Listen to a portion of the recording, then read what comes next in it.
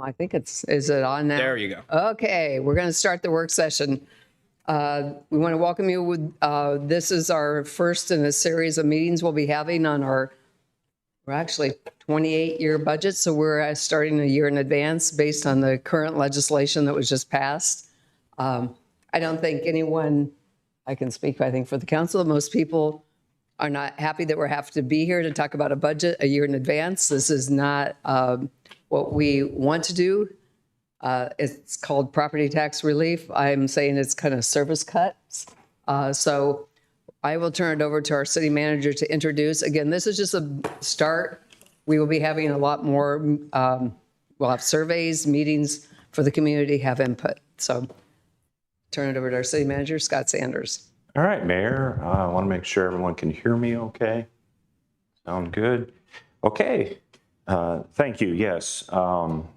I want to start off thanking the council for making changes in our schedules to have this meeting. I know everybody has very busy summer schedules, and we needed to set aside several of these meetings throughout the summer and fall. So thank you for being flexible in that regard. I also want to send a thank you to the staff that have helped to prepare this presentation for this morning.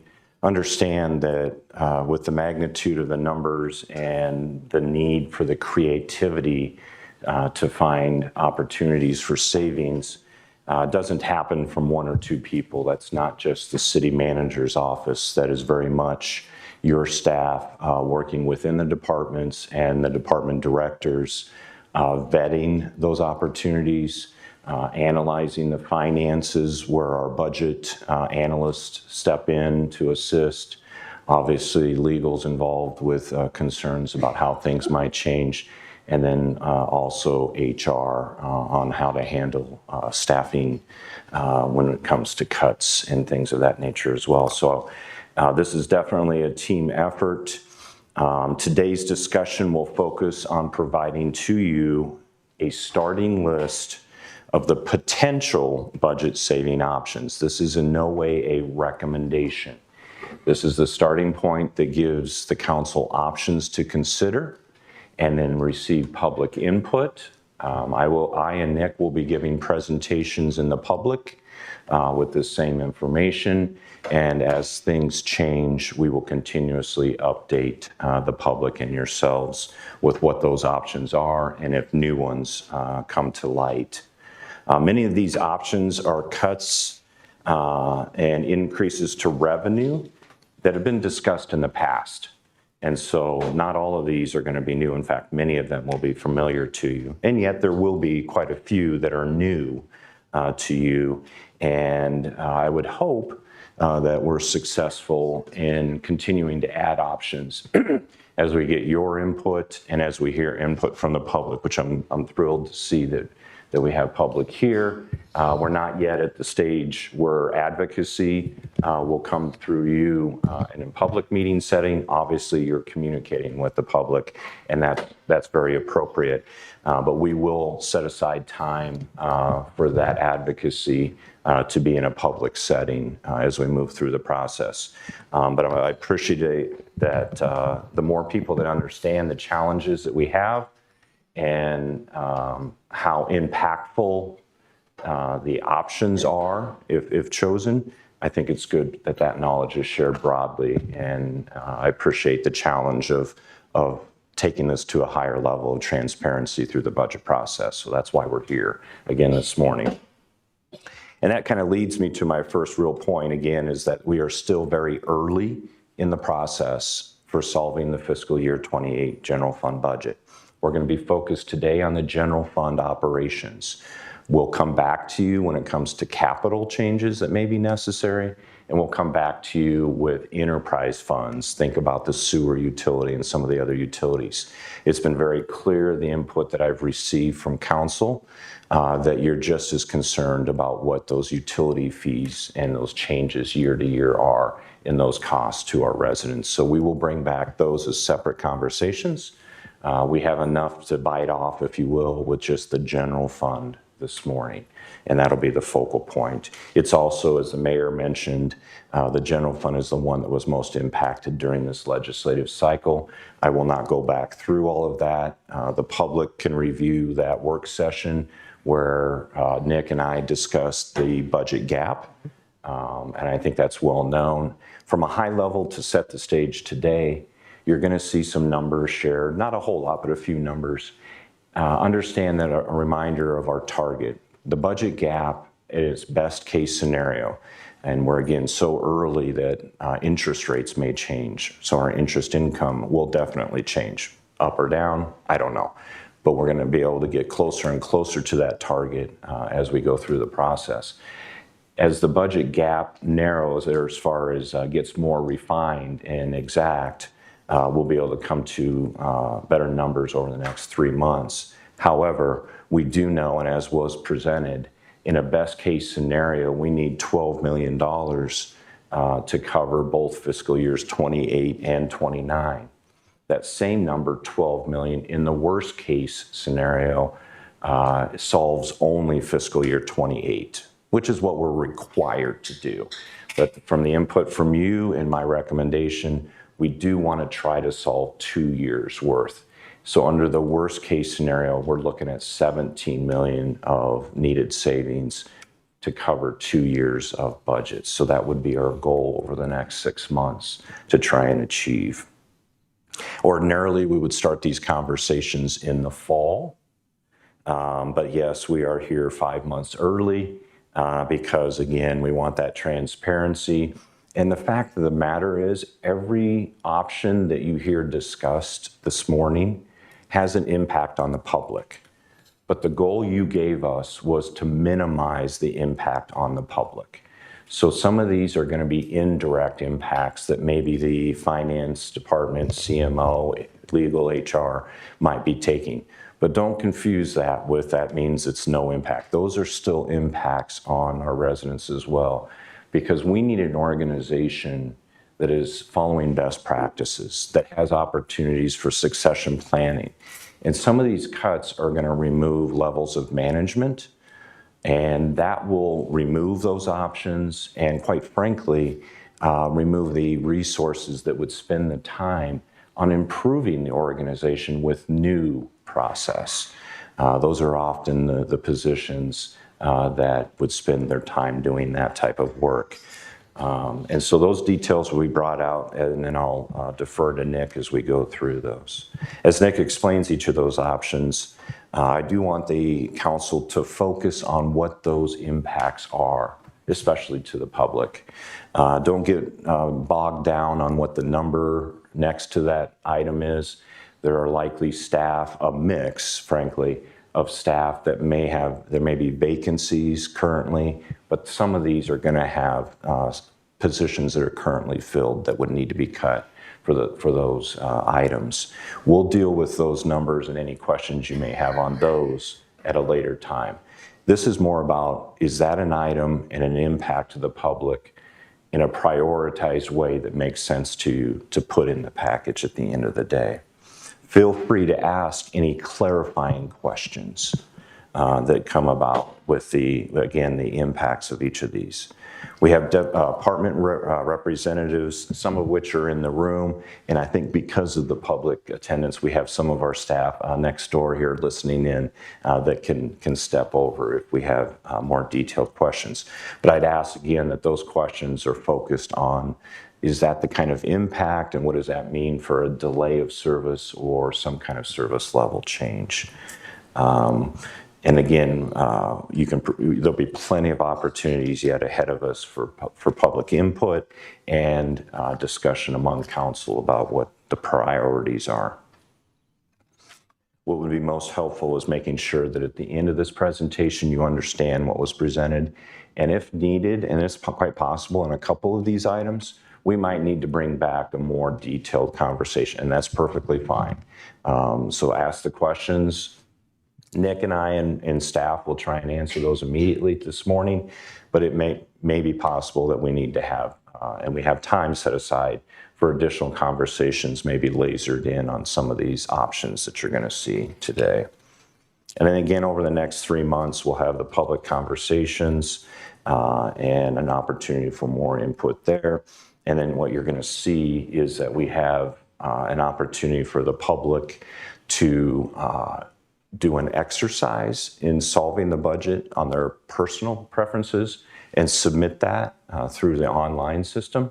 And that way you can have public input, and I'll be explaining exactly how that's going to work. And I'm going to test this. Very good. And then lastly, I don't want to lose the request that I also have, is that if we've missed something that you've been thinking about that may be a potential savings at the end of the conversation, to be sure to bring that up. I'll remind you of that at the end of today's conversation. But that also goes for the public and our employees. I and Nick will be going and talking to the employees with this same presentation and the gap analysis so they understand why we got to this place to begin with. And we'll be talking to our employees more specifically about their thoughts on opportunities for savings as well, because they're the closest to these service levels and have the best knowledge of those. So I appreciate what input they'd be able to provide as well. All right, so this is where we're at today. I had the discussion this morning, and then on June 29th or thereabouts, this solution exercise that I just mentioned will become available online. I hope to have a conversation, as I do with all of you on a monthly basis, prior to that date, so that you'll be very familiar with what that exercise looks like. In the past, we've done surveys. This is a request to try and solve the budget with the same options you're going to hear today, and any new ones that we come up with, that will have more options than are necessary, so there can be items that they decide not to choose to get to a solution and then hit submit. The exercise will let each submitter choose between the many cuts and the revenue increases, because again, some of these may be some new fees that we're going to be looking at. And again, that target for the moment is going to be that 12 million, because again, we know that minimally, in the worst case scenario of the estimates, that solves fiscal year 28 at least. But hopefully what we'll find is that also gets us down the path of solving fiscal year 29 as well. The list, as you're going to see today, exceeds 15 million. And again, we're still working on some additional items that may get added. So it seems like there's a good mix of opportunities to not go down the path of some of these items. That was purposefully done.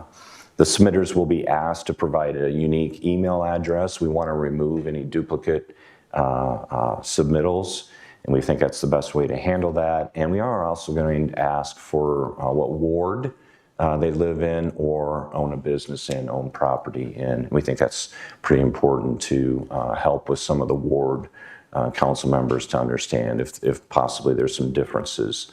The submissions must fully balance the budget. So this is not an opportunity for an advocacy group to just say, don't cut these areas and try and hit submit. They need to go through the full process of solving the $12 million in some fashion from these items, and then provide the information and hit submit. The math at the end of the day has to work. And this is the math that we've already provided as far as the gap analysis. And these are numbers that, to a degree, are the new rules that the state has established with growth in property taxes. And the reality is, and we can't be shy about acknowledging this, the city of Des Moines can no longer afford the assets and the level of service that we've been providing in the past. I need that to sink in, because this has been a task that we've been on for about 2 months now, trying to work this in the back to get this presentation ready. But I need our public to understand the math has to work at the end of the day, and given what we have as available resources moving forward, something has to be cut, and quite a few things have to be cut, so that's why we're here today. You'll see on the schedule in early July, we will have a public meeting. Again, Nick and I will present. And these same solutions will be presented to the public, and we will encourage the public at that meeting to go through the online presentation, and that's expected to be available to our public through the end of July. So they'll have a good month to process that, and then by early August, we'll bring back to you what those summary results are, so you understand what was submitted and what feedback you can get. We'll also have department leadership available at those public meetings, and I think that pretty much covers that. The idea here now, that this is a new concept for us, that the elephant in the room is large, the target and the gap that needs to be resolved. So I think there's going to be, I have faith, let me say it that way, I have faith that there's going to be quite a few of these items you're going to hear this morning that will get a quick consensus that, yeah, that actually works pretty well. And it probably will not be enough to solve the entire budget gap. So what I'm asking for is to get formal approval to move forward with the items that have consensus in a discussion I will present on August 26th. That's the target date at this point. If we need to move it, we can. With a vote a few weeks later in September that says city manager, move forward with this package of consensus cuts, and let's say that it solves 10 million of the 12 million that we've targeted. Great. We can know then in September we're down to a $2 million challenge to resolve over the following 3 or 4 months after that.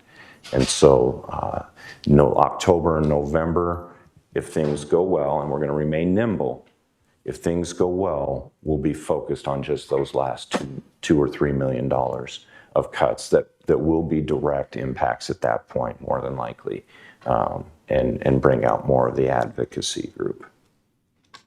I covered quite a bit there.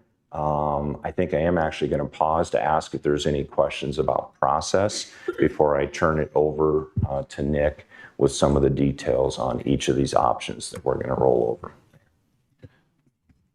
So, Scott, and we've talked about this, when you do this survey, how are we doing, are we doing parks against police? Are we doing libraries against parks? I mean, how are we? Yes. How do you have it? The strategy of that. Yep. And so unfortunately, we're going to go back to the basics where all options are available to look at the details of each potential cut or new revenue. And the submitters will be asked and shown that as they select items for potential cuts that they would accept, what their accumulated total of savings are and how close are they to 12 million. So it's very different than the survey that we did. This is a full exercise on solve the city's budget with these 25 or 30 items, whatever we end up with as options. Well, I have a question on that. Because, I think you're limiting the input if it's only 25 or 30 items. The choices you present impact the kind of input that we will get. And if this is about service levels, there's potential to impact service levels beyond those 25 or 30. Absolutely. Will people be able to prioritize? For example, it might not be something identified, but they could say further service reduction in X area rather than cutting these items. Because last time we talked, I was hoping that this would be presented proportionate. We'd see options that would impact each department kind of the same level, and then we could adjust from there. I was told that was not going to be the way this exercise was done. That's correct. And I think the public should at least have an opportunity to provide input in that manner rather than have a very constrained choice that will skew the input, because I think that that would make the public input, it would not be valuable public input if we've already constrained their choices in a way that forces disproportionate cuts in some areas and not others. Yeah, that was anticipated, but the best way to handle this is nobody's going to spend 3 hours trying to solve the city's budget with the line item aspect. So we needed to narrow options, but have a relief valve. That is important, where somebody could say, but I would rather you cut another 3 or 4 million in this department, and let them identify what an additional cut would be. Okay. So I think that's the relief valve at this moment. And again, we're doing this early enough that if we get results in July that say we've got a quarter or a third of the respondents that are identifying their own additional cuts, then we need to go back as staff and resubmit the exercise with those types and talk with you, obviously, to change that. But we had this again, that like these options, that exercise is the starting point. I do envision the need for a second opportunity for a revised survey. I'm hopeful it comes after September 14th and it's back to just the last 2 or 3 million that we need resolved. But let's let it play out, and you keep me honest in that regard, because I took that feedback, and this is the way we're going to handle that. I think it's also, too, we're not just doing surveys. We're going to be having public meetings where we'll get public input, too, and possibly do some of the exercises, I think, like we've done in past years. So it's not just going to be a survey, but I think there's going to be opportunity to get more than just the survey, so that people that don't want to do a survey, we can get input. Could you go back to the last slide? I've got a few questions. Sounds like Carl does as well. So one of my questions, you gave a range of how serious these options could be, 12 to 17 million. Do you have a sense of when you can provide us with more directional guidance on when it will look like? I mean, clearly it sounds like we're going to be, at least under this process, voting on a consensus package prior to knowing, are we targeting 12 or 17 million? But that may inform our discussion and maybe how we approach some of this. And September 14th is 6 months before we actually have to finalize a budget. So when do you think we will start to be able to narrow in on that 12 to 17 million? So we're continuously looking at all those variables. And I would tell you, before that August 26th presentation that you'll have for that first package, you'll have an updated gap analysis at that point. Okay. And so, again, we're not going to target a consensus package, that first vote in September, that targets 17 million. That is just not likely in the cards to get consensus. But you said 10 million. Yes. Potentially. Yes, and there's no harm in making 10 million if the best case scenario is 12, right? And so that's my hope, is that we get close to 10 million and we know that we've got, even under the worst projections, or the best projections, excuse me, even under the best projections, we're still going to need to make 12 million. Then let's see if we can't find consensus on 10 or more of it. Go ahead and finish up, Scott. Related to that consensus package, one of the things that I'm most troubled with how we did the budget in the last couple of years is there were staff who were laid off the day cuts were floated. And that didn't give the public an opportunity to weigh in. It, I think, creates an environment of fear. I'm asking, we will not be laying people off based on prospective cuts until there is a vote from council. Is that how this process will work, or is there risk And it's different if someone leaves and we hold a position open. That is different than the manager's office laying someone off, because that changes the conversation. You know, the way it worked around sustainability is those folks were laid off, and part of the conversation is, well, we can't bring them back. Like, this is just done. And I don't want to see that happen as part of this conversation. So can you make a commitment that any of the proposed cuts and layoffs will not happen until council votes on them? No, that is not something that I can commit to. Understand, if we find out that as this information becomes more and more public, there is already anxiety among the employees, and that's understandable, right? With the potential of the cuts. And if there is for instance, strong consensus among the council that an area does need to be cut or would be part of that package, it's quite possible that I would implement that, only knowing that the majority of the council is approving of that. And that's the way the city has always operated. Sorry, but let me push back a little, because you just used two different words that mean two very, very different things. Sure. Consensus is agreement among all 7 of us. Correct. Majority is 4 people. Correct. And that's very different. And from a transparency perspective, if there are 4 people who are saying something behind the scenes, but maybe saying something different publicly, like, it's a vote of council that lets the public know where things are at and who is actually approving Absolutely. or disapproving a cut. Right. And you just said that if you have a strong sense that a majority, you might act unilaterally and implement the cuts just based on a majority with no vote.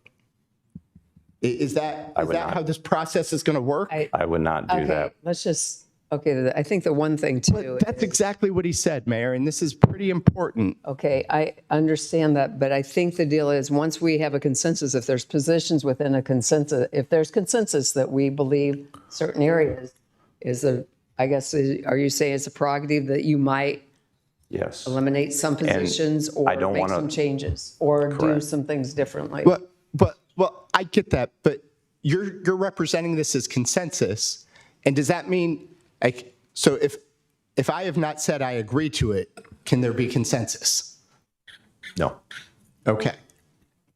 So, and it will only be consensus where all 7 of us, That's the intent, or anything that precedes that date. And that is not different than how the city operates. That's where I am the manager, and I need to be able to operate, whether staff are removed or well, you changes. do, but we are entering a budget where all of these staff positions are approved through July 1 of next year. So you don't need to make any of these changes based on the budget that the council has passed, right? So I think this is the point, Mayor, where we may need to come back to some of this. I think we because- can readdress on when we're looking at these kind of magnitudes of cuts, and if there is a suggestion, we can bring it forward, and they'll bring forward the positions and what the budget, we might have to, I guess you're saying, you're looking at the budget now, how it's going to impact going forward. And I think those are discussions we can have once we determine the number and where we're going with it. And this is Have further discussion on it. And if just to try and clarify further, this is exactly why I need the council focus on the impact to the public. If that is a service level, you have a consensus where you're all telling me, yeah, that's going to have to be part of the package, then it is possible that would be implemented immediately when I know that is the case. That's no different than day-to-day operations. I mean, like I said, Hired me to do. if it's truly consensus, that doesn't bother me. Right. Then I think we're okay, Mayor. I think we're fine. Let's But- please move forward on focusing on the impact, not trying to manage the individual hirings and firings. That's my job. I'm not concerned about the individual hirings and Just said you firings. were. Well, right. What I'm concerned about is the individual hirings and firings leading to the outcome of this decision, right? Using the individual hirings and firings to circumvent public input and to avoid. That will not be done. Right. So the way, for example, we will not have another example of the way the sustainability office was cut. That's your commitment. That will not be done. Because that was not a consensus at the time, yes. Okay. Okay. Councilman Voss? Thank you. We've talked about cuts here. Are there, what part of the discussion will be increase in fees? Like, We'll get into that. so it's cuts and Possible. increase in possible fees, whether it's for a garage permit or to rent a shelter or whatever. Yep. And when it comes to the fees, you'll hear from Nick and possibly the department directors. There's a mix of increasing existing fees, which we do on a regular basis already, but a conscious, complete review, comprehensive review of those. And then separately, you'll see itemized where there are any brand new fees for the first time. We want to focus more on those, frankly, of, okay, for the first time, we're going to charge for this or that. So there's a couple examples of that. And one thing that to take in consideration too is when we look at fees, you can't generate revenue off of the fees. So there has to be an analysis of what is the cost to provide that service. And so the amount that we charge for that fee can't be above what the actual cost is. And so we can't go all the way up to that number. So there is always going to be a subsidy for any service that it charges for a fee. So it's a kind of a delicate process of trying to go through, and we work with legal to make sure that we're always in point with that. So I would add one more comment that when we talk about new revenues or additional revenues, Sure. we need to be good. We need to do well at distinguishing fees versus fines, because the difference there is that the fines have municipal code limitations, not a cost limitation associated with them. thanks. Scott, how, because we've already, I'm sorry, how are we going to address, because we've already had a study done, and it's already been stated that we need another fire station on the south side Yes. for response times. Yes. Now, that's a capital improvement, I understand that, but that's also staffing Absolutely. that we will need to take into consideration. Is that now completely off the table now that we've got to make these cuts, or? No, thank you, but you're getting ahead of us. There is a slide dedicated to that discussion. Okay. That I will handle at the very end. Okay. Very end. Thank you for bringing that. Wait, if no one has, let's keep going. Let's see the slides. There we go. Thank I you. answer some of the questions going forward. So some of the topics that we're going to be talking about today are the administrative or departmental support services. So think of that kind of more on the back of house type of stuff, or the ones that don't have direct relation to a specific service. It does affect the service, but it's not easily equated on that part of it. We also have what we deem on non-departmental on here as well. Those are things that aren't necessarily operational by a particular department. So we have a couple of topics there. And then we have the public-facing services, those departments that we have individual slides for each one of those based off of what was asked of this exercise to the departments. So this just kind of gives you what slides we're going into detail as we move forward. So as we look at this administrative and departmental services, it's kind of broken out into three kind of categories, of which we have the changes within the administrative departments impacting the resource capacity to serve all of the public-facing departments. So those are those departments like city clerk, city manager, legal, finance, IT, HR, those that are servicing the other departments. That's kind of changes that are within that, where you've got that back of house alterations that we have. The public-facing department changes that will not directly impact those services. There are a few items that were brought up by the departments that aren't directly related to a service, but it's since it's not that directly related aspect, so it might be a deputy director that was included in the department's idea. that for instance would be in that kind of category. And as Scott alluded to earlier, comprehensive review of fees and current revenues. So from that perspective, when we kind of do this, didn't want to get into the detail of this because again, this is not the service levels that directly align with a service from a department.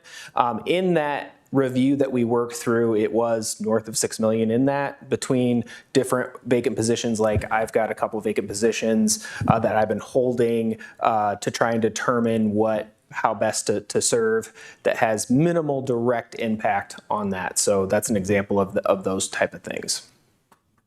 So off the top there, it's 6.4 million on those related items.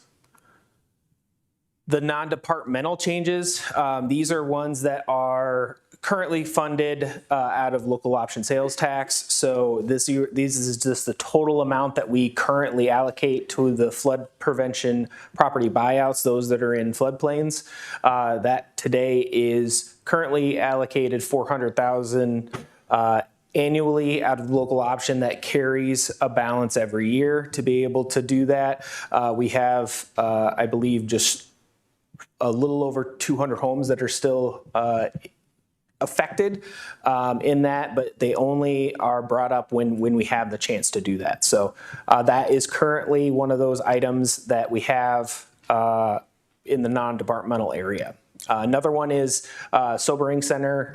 We fund $600,000 from local options. So that's one where, depending on if we keep that at 100% or change the amount that we allocate towards that, is another item for discussion. What's the total cost for the Sobering Center that the county? That's half. And so we share that 50-50 operationally with the county. The county took care of the capital, getting the building up and going. It is a agreement with Broadlawns and St. Vincent de Paul. Right. Was our commitment, but didn't we have more of a long-term commitment with that to continue to fund the operation department once they did the capital improvement? So that was an evergreen agreement that just stays in place with a notice if there's a desire to remove and Okay.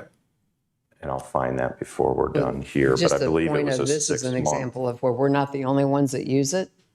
I mean, other communities are using it, whether it be some of our other suburban friends, use it, whoever's Polk County, but nobody else contributes. Yeah, that was my next question. So is it just us and Polk County that contribute to this Sobering Center? And, and either party can give a 90-day notice that we're no longer able to fund. So the impact there is not only on the public, but our relationship with the county. Yeah, absolutely. When we look at the Sobering Center dollars, could we get an update or report as to how successful it is? What, where are the people coming from? Are we, if they're coming from all over the area, but we're left with the burden, I would like to see how effective it is. And is that a good use of our taxpayer dollars? Great. And so I have a report that I can share with you and post that for the public. But think about 30 to 40 a month are served. So, yeah, I think. Only Des Moines resident? No, that I will have to get the information from where they come, but that's the total head count that's utilizing the. That's only like one a day or 1.5 persons a day. Yes. I think it's a combination probably with the mental health too, but I think, if we could get the report on that so we can determine. Oh, excuse me. I'm sorry. I want to correct the record here real quickly. That number was arriving from law enforcement. And so those are the ones that may be a good mix. The total is just over 100 to 120. Okay. So it's more like 4 on average. And so instead of going to jail, we're taking them there to get them the help that they need. And there may be some other jurisdictions. We'll check on those numbers for you. And people are walking in. Families are taking people there once they know there's an issue. So since there's a request for that report, I just want to highlight and note that it's a very commonly heard concern of the folks in Ward 1, Yes. that's there, and they didn't ask for it to be there, along with many other services serving folks in need, but folks in need not from that neighborhood.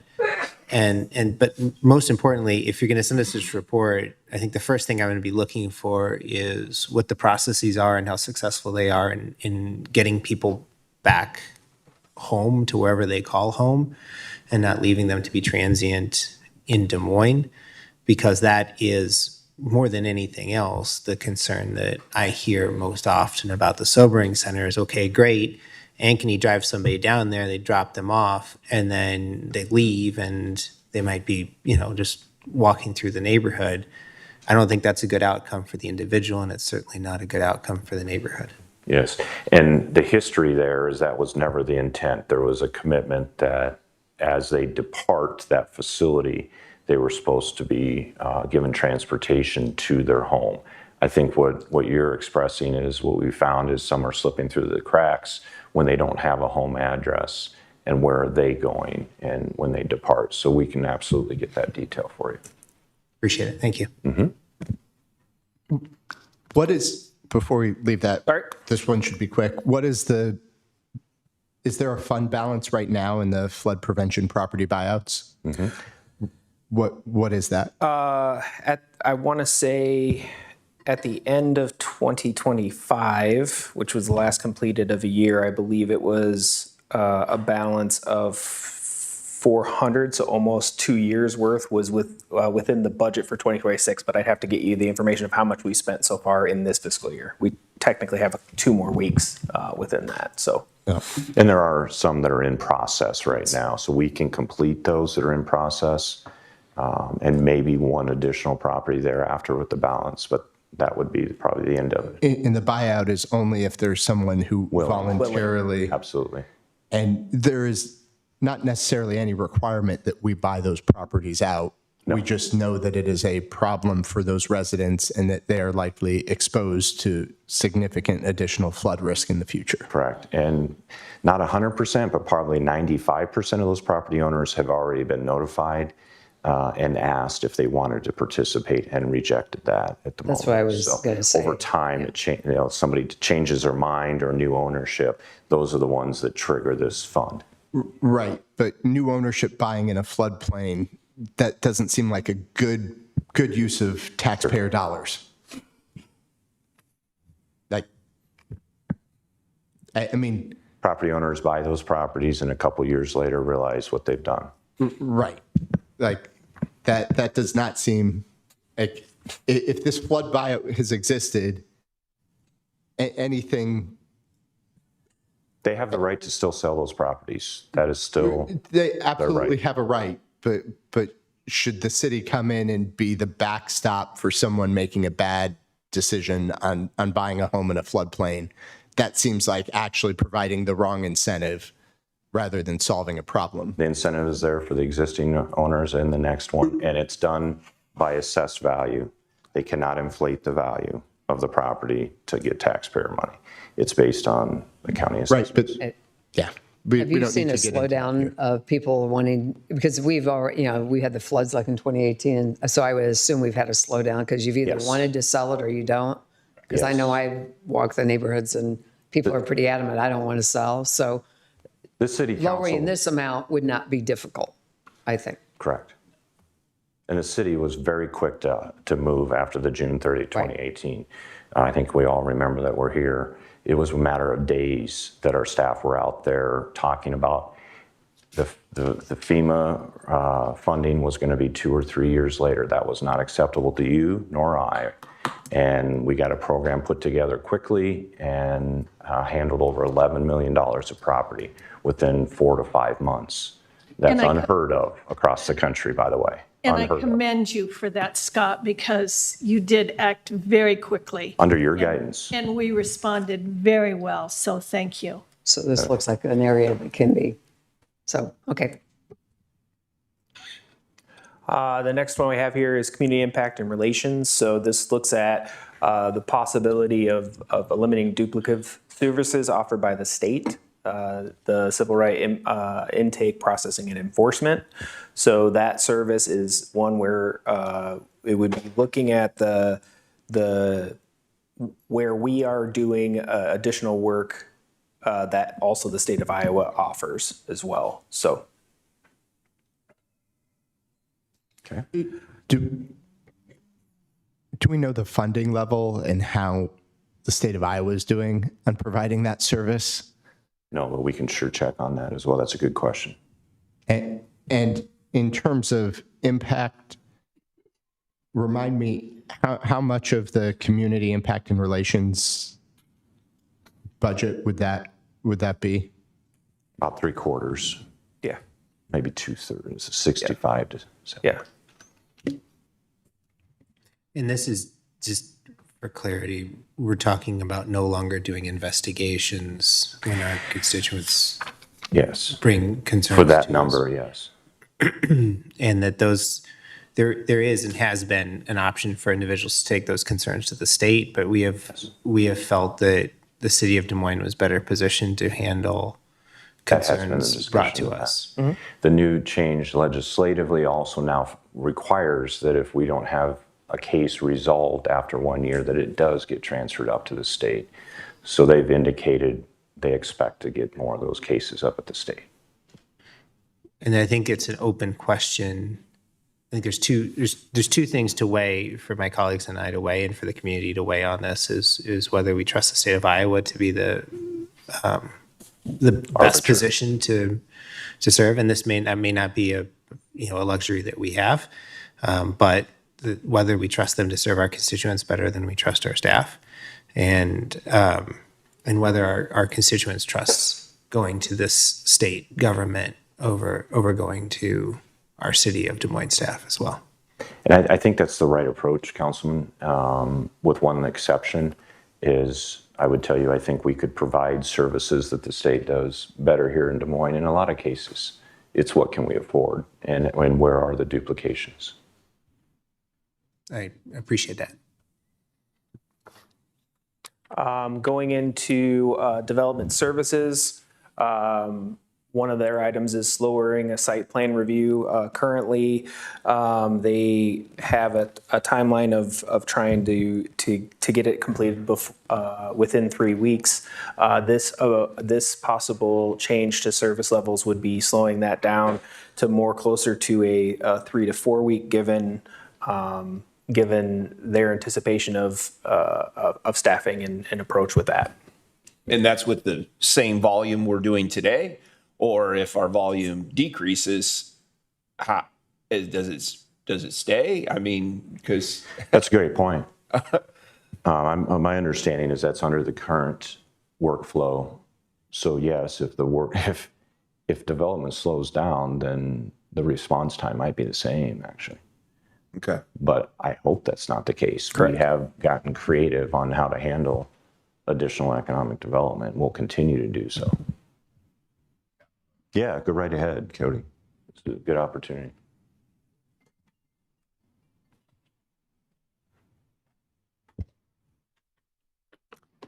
Mayor and members of council, I'm Cody Christensen, Development Services Director. This analysis does show a decrease in site plan review turnaround times, which is representative of our overall permit review processes. They will slow down. And even with an expected decline in the number of permits coming in, the decline in number of site plans being submitted, the staffing impacts will slow down that service. How many staff are we talking about that would make that impact? How many people are we talking about eliminating to make that type of impact? Even if, we lost some development, what are we talking about? The 205,000, how many people? So for the reviews we're talking about on this slide, we went from 7 staff to 5. Okay. And that's what we're talking about here. Was Okay. a reduction in 2. 2. Okay.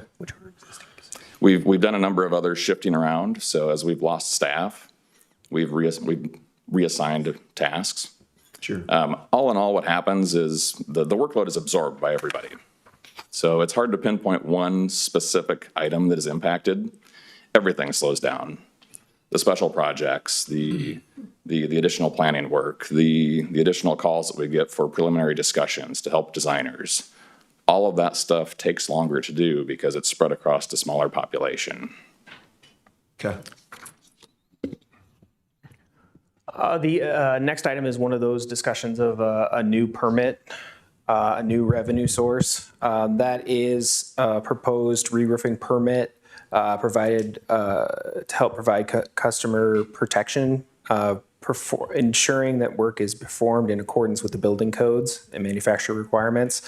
It's kind of intended to recover the administrative and inspections costs associated with those re-roofing. So one thing to know is with a storm event, usually what ends up happening is we get contacted a lot by insurance companies to see what that permit fee is, and we don't have one currently. So it's one where I think other communities have that type of a revenue, whereas we do not. And quite possibly insurances would cover that.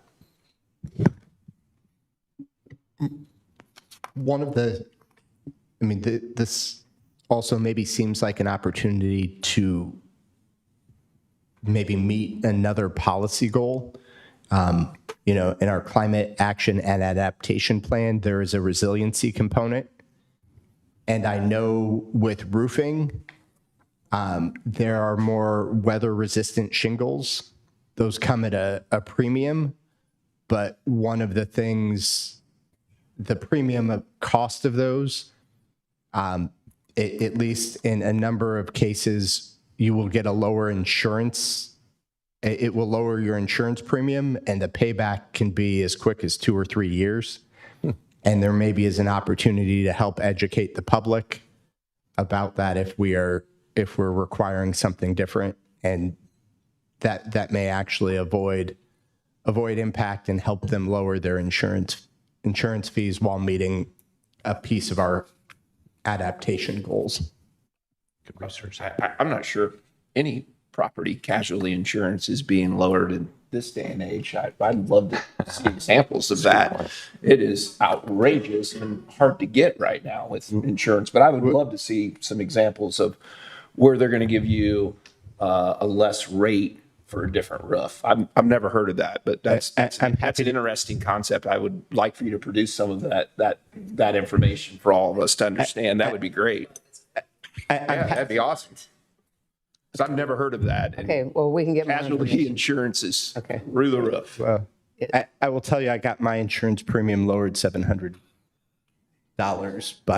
by doing that. You had to get certification of the installation. You had to get certification, but there are products out there, and most people Provide it to us. I'd love to see it. most people don't know about it, which is why I raised it, because I figured most people hadn't heard about it. Well, then let's provide it to everybody. Yeah, we can put that in our We will adapt check on plan. that. Really And interesting. Yeah, okay. Yep. Let's keep going. Linda, you have your mic on. Did you have a question? No. Okay. Engineering, so we have a couple of different items here within engineering. Reduce capital improvement project design, coordination and delivery. So this is kind of as it relates to our capital improvement program. As we look at this is just the general fund aspect of that cost.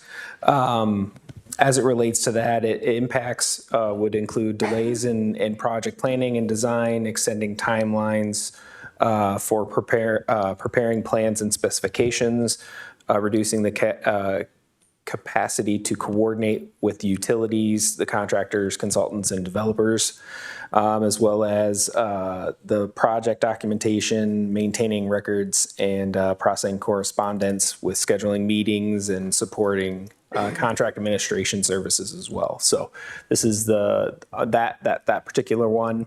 The inspection services capacity for the public improvement projects. That's the providing on-site inspection and testing services for public infrastructure projects and private constructions.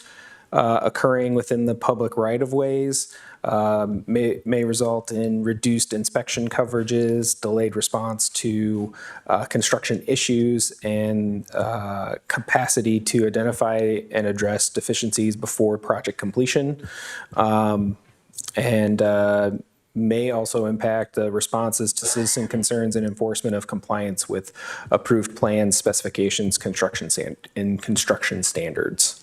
From the third bullet, the reduced demolition project coordination and administration. Those are the timing of completing the capacity to coordinate and administer demolition projects. That goes back to the Blitz on Blight.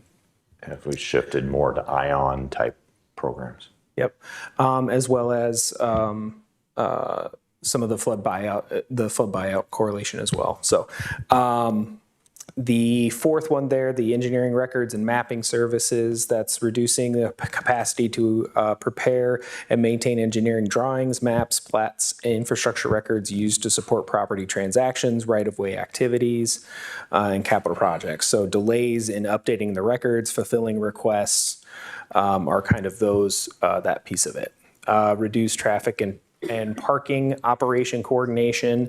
Those items would be affecting the parking and traffic and skywalk related operations. Impacting may include slower response to citizen concerns regarding parking issues, reduced capacity to coordinate permits, license, diminishing oversight of the parking facilities and related contracts, and decrease administrative support for traffic operations, budget, and capital planning activities. The last item there is couple of different new engineering fees that could come into play.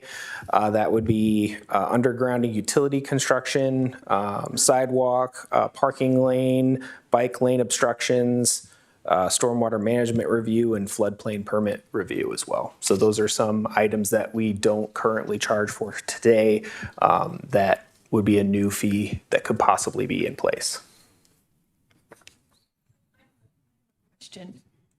For number 4, reduce engineering records and mapping services. What kind of a delay would we see? Would that be like if we shut down a sewer, we've capped it and is it going to take a year for it to be recorded? Or what kind of an impact? Just some idea. Might need Steve to help us with this, if we could just a little. Would just be a delay. That was my understanding. Yes. Okay. Yeah, no, it would still continue, just a slower pace. It just would be slower. Because you would have less people. What's our timeline now? Yeah, if you would, Steve. And just as a reminder, our engineering staff are split on how those costs are accounted for in the general fund versus capital funds. So some of these smaller numbers are associated with staff that might have savings in the capital budgets as well. Yeah, Honorable Mayor, members of City Council, Steve Neighbor, City Engineer. So we would be, when we finish projects or even when, say, new developments come in, we enter that information into our geographic information system. And that's how we know, our public works teams know where to find utilities and sewers and mark them and whatnot. And so, essentially this would just be not being as efficient and getting this work done in a timely manner, I guess. So would it take a year? Would it take less than that? It's hard to really, it's hard to really predict on what it would be. It kind of depends on how much work, comes in and changes. And so, we can monitor that moving forward so that you understand what and then the engineering fees, like, do we charge a permit if I'm going to put in a new sidewalk? So we do, quite frankly, this is actually really mostly looking at updating the fees. Right now, for example, it's like $50 to close a lane out here. And so there's really, in my opinion, no incentive to hurry up. And so this would be updating those fees. And so maybe when Nick mentioned the obstruction fees, bringing them more up to date to maybe also making them more in line with what other cities charge, and maybe not even that much, but at least provide some incentive to Hurry. to move. Yeah. Yes. Yeah. Okay. Yeah. Go ahead. One of the other fees you mentioned was underground utilities. Are we not, I know that we've had MetroNet come through one year. Now we've had Google Fiber. Are we not charging them to go through all of our yards and tear them all up and then try to, I don't know what Google Fiber has tried to do with their, I don't even know what they put down in the grass. And they didn't explain to everyone, you probably need to take up that wire. You can't mow over it, and we've allowed this to happen. So I guess my question is, are we charging them? I don't think we allowed. They are, but again, this is updating the fees. It's like they have an admin fee that's like $20 initially, and so we'd be increasing the base fee so it's bringing it more up to current date. That was the question I had, because of all the tear up and destruction and you having to have somebody really primarily just babysit to make sure they get things corrected. What can we charge? Yeah. So the same thing with McKinley. We just finished that stretch, and now they're going through and putting Google Fiber through there and tearing it all up. So I mean, there's no way to. Jeff, Yeah, Jeff. I'm happy to share with council, help everybody remember, council actually had an ordinance in place that would have done exactly what you're talking about, and the legislature preempted us, and we're no longer. Of course they did. We're no longer allowed to recover all of those costs. It's only the absolute direct related costs, and it has to be as an upfront permit, and it has to be basically uniform. So exactly what you were talking about is what council had done, and that we've been preempted on that. But you're saying we can increase it though. The right-of-way permit fees, not necessarily the licensing for them to have the No, but the right-of-way permit fees, So like they're going us into to everyone's do- yard and they're ripping everything up. Yeah. We need to. seriously look at The that. babysitting fees. I mean, you, It's exactly what it I is. shouldn't. Yeah. No. Yeah. how many times have I called you and said, they've torn up this yard? And you have to send some, so can you recoup those costs? So we are looking to asking to increase those. However, part of this also, as Nick talked about, is a reduction in the permit inspection staff as well. So that would slow the service. It's been unfortunately so I obviously mixed feelings. I'm a Des Moines resident, and I was happy to have competition. I know we are, and help offset the cost for some of the internet and stuff. But yeah, it has been a perfect storm of. First, we had one company come in, and then it was like a year, not even a year later, this other company's like, yeah, we're following them. Yeah. And it's like, so it's just like, why don't we kick us? And then even more companies have come and done initiatives. So it's been So how many companies are there the potential to do this? So Which is there's great really that they offer been service. Could they work together? there's like 55 companies with licenses, but really there's been about 4 that have been doing these massive citywide projects that have been obviously causing a challenge. And we coordinate with them, we review them, and they give us their drawings, and we say, well, you're gonna have to work with us, on some of our projects, but we have no way to control if they're gonna come in like a year after the project and we don't know it. And there's no way I've ever heard to figure out.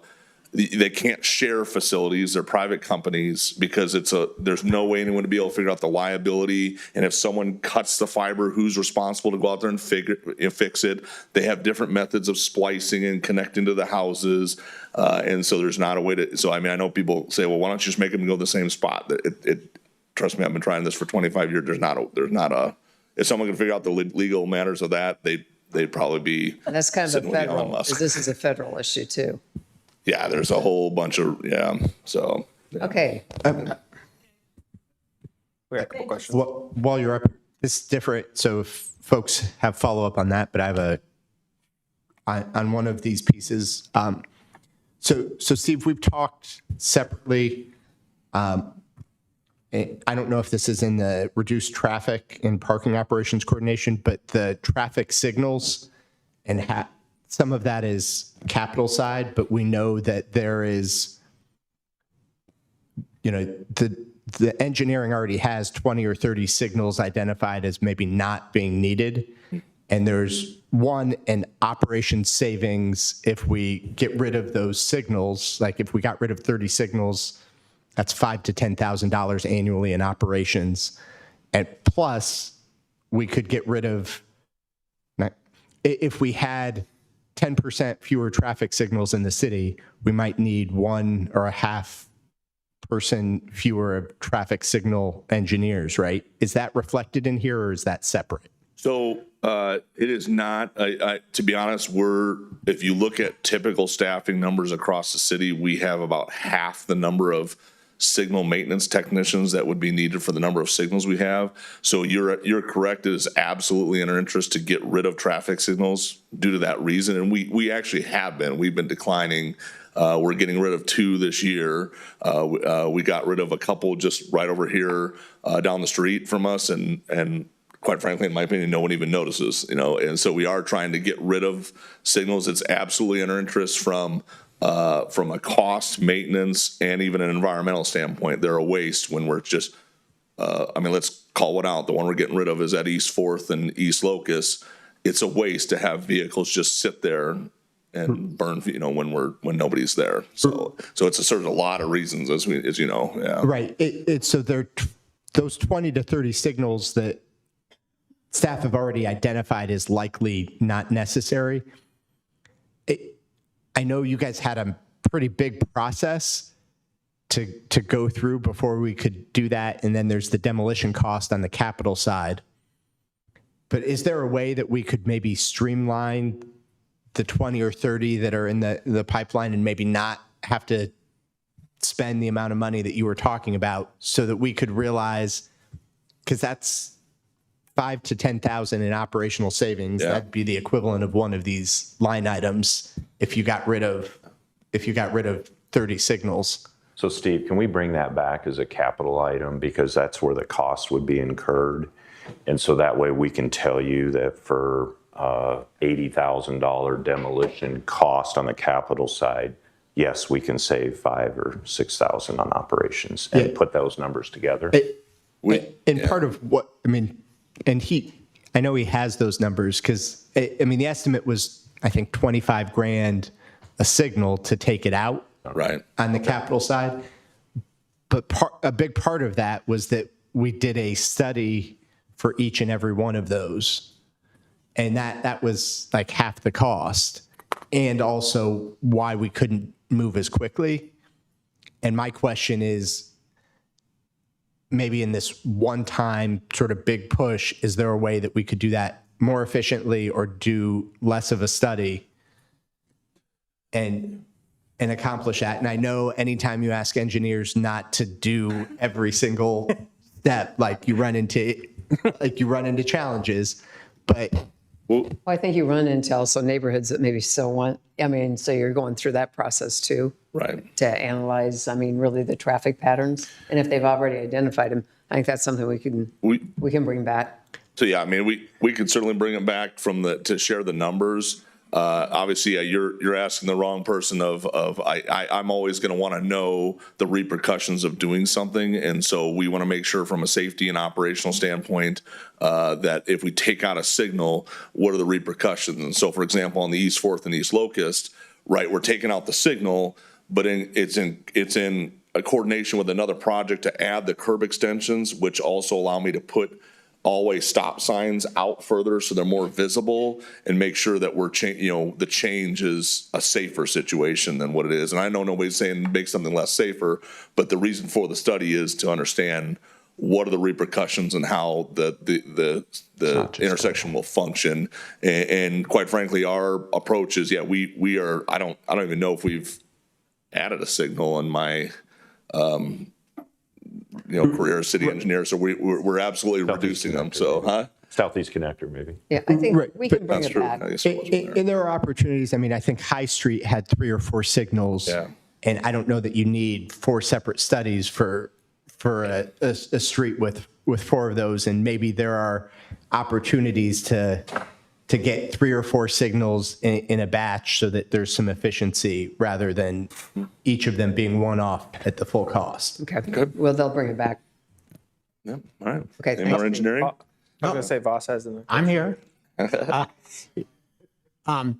So if there are fees that we need to catch up on that are lower than our suburban members, do we have to wait until the budget process is done before we increase those fees? No. I mean, could we do that sooner rather than later? So maybe you're not going to like this. I mean, so there was this discussion earlier about waiting till July. I mean, and quite frankly, I'm down a couple people in the people who would do that work.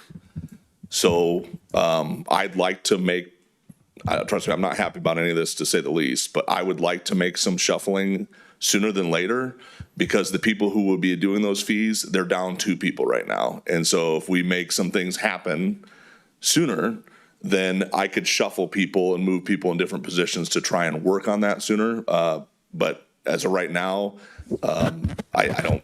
Again, I'm down right now. We've and you maybe can sweat, but I have vacancies that are frozen. So, Well- and unfortunately, it's just due to bad luck of one of my employees got cancer and had to step away, and so now that position's vacant. And so, Well- I get it doesn't make sense to hire people when we're going through this. So I don't know if it's not the answer you want to hear, but I'm down 2 people that would be working on those fees. So. Well, in broad strokes, not just in engineering, but in other departments, if there's a chance to catch up on some fees, could we do that sooner rather than later? Yep, so part of the numbers that we talked about on that first slide on some of the existing revenues that we were talking about had like EMS revenues that was at the June 8th, the last meeting that was already a part of that. So as we built this up, that did take into consideration that we are looking at those revenues, those existing ones, and some of the departments are further along than others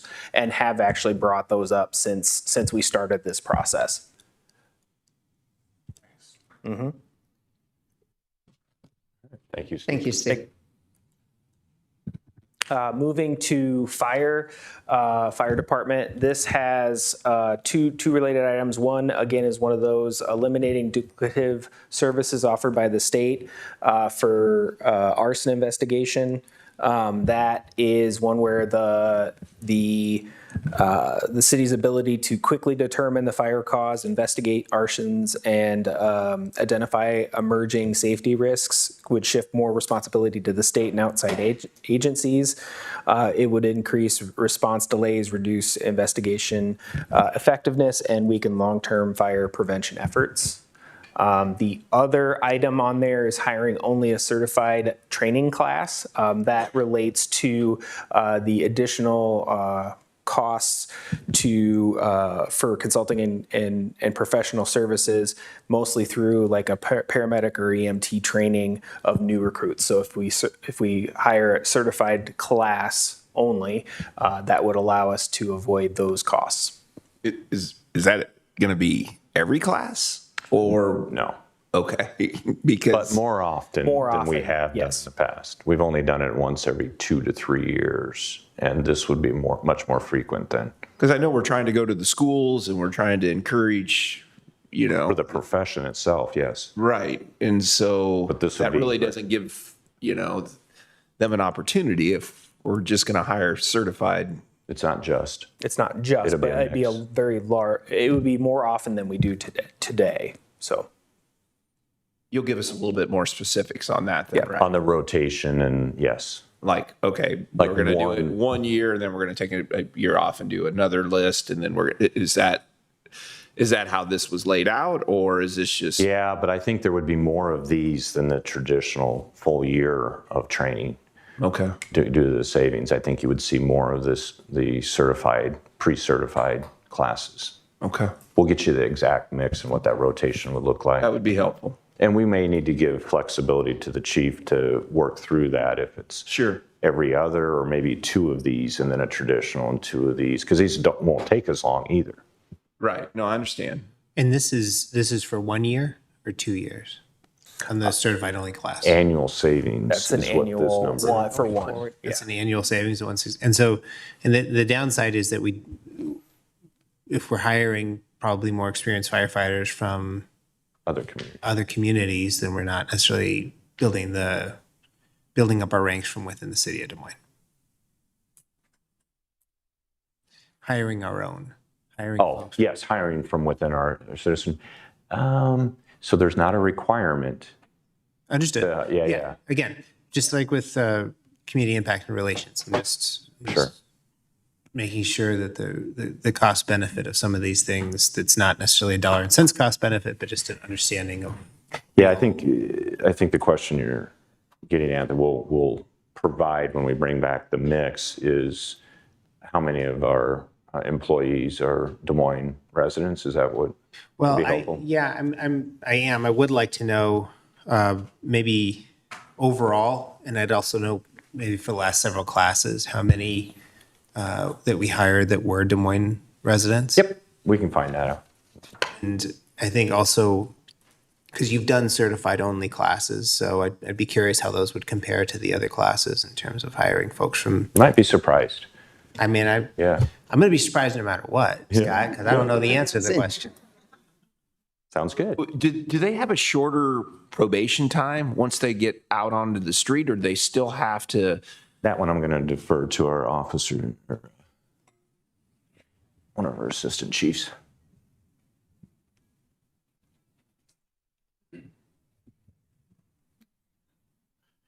Good morning, Mayor and Council. I'm Brian Davis. I'm Assistant Fire Chief, currently Acting Chief in Chief Lund's absence.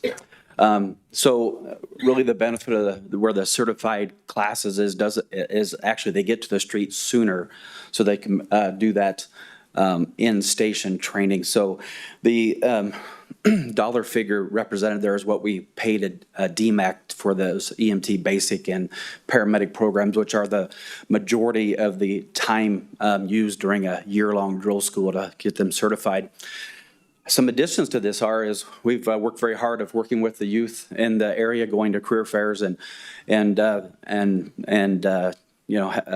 welcoming them in with the different types of programs and events to talk to them about how you become a firefighter and educational ways of doing that. So a lot of the schools, even in high school, offer the EMT portion of it now, and which transitions into a paramedic program.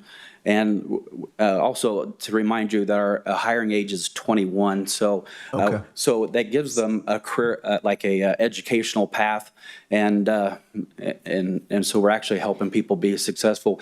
We do hire, I don't have the numbers, obviously, but a lot of our certified people we hire, and once again, we're calling somebody certified if they have that paramedic. It's the fire training that we provide to them. There are a lot of Des Moines residents that have the paramedic training, and our certified classes do reflect that maybe they work in a different community and they live in Des Moines. So a young person could get certified, ready to go, not necessarily be a firefighter from somewhere else, but they have the proper certification they could apply. Because that training's already been taken care of. Correct, and I believe you can take the state EMT exam at 7. I think you have to be 18, but you can take the program at 16 or 17. And so we see we have a lot of student riders that ride on our ambulances, and we see a lot of high school students that are those student riders. So it also gets them to our stations, and they get to see how cool of a job it is, and we kind of reel them in.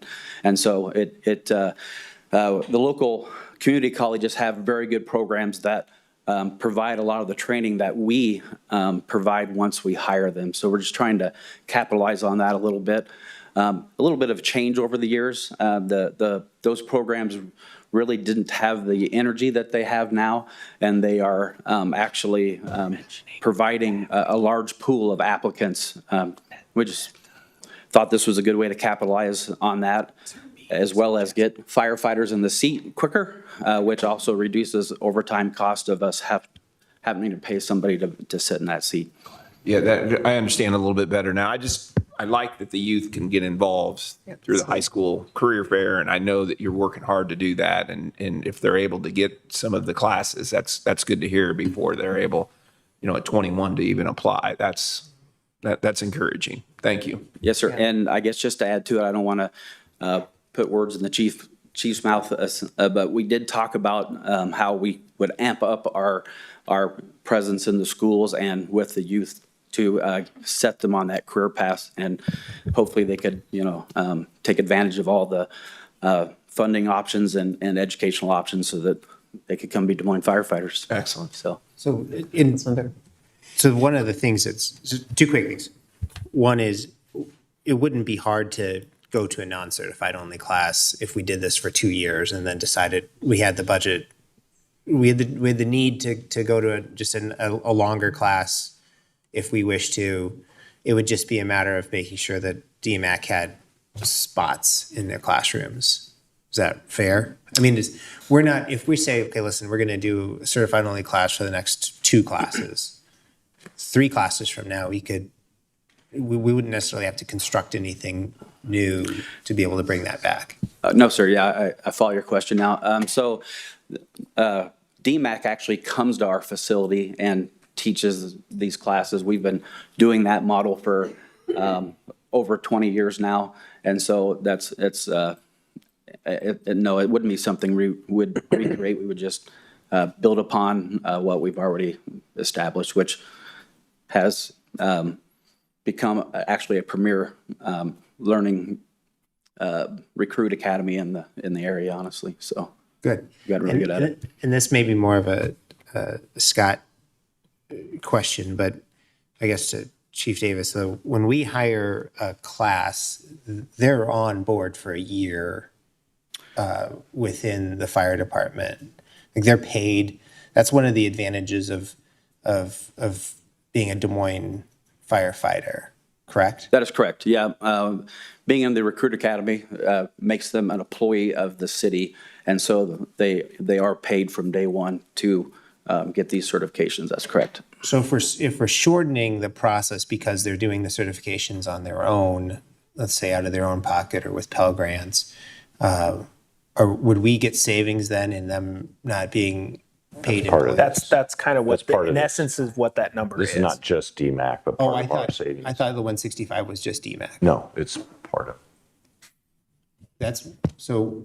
I think it's more on this is the DMAC cost. Yeah, the 160. I'm sorry. The 165 is the DMAC cost. Those the other numbers get quite Oh, large on when you top of talk that? about having an employee Because a work. class of 20 firefighters for 40 weeks on payroll would be a lot more than 165,000 that we'd be saving. Yeah, but we usually base that off of with vacancy aspects of how to recoup some of those costs of the duplicate payments. So that's not part of this number.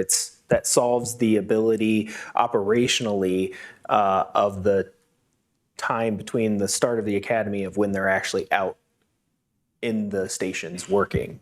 That operational efficiency is not a part of these numbers. So it's more of an operational efficiency, as well as there's other components that kind of muddy up that water to that it didn't make sense to include that within this exercise. Okay. I maybe a conversation offline, Yeah. but I appreciate you Yeah. clarifying that. Thank you, Chief. Thank you. Thank you.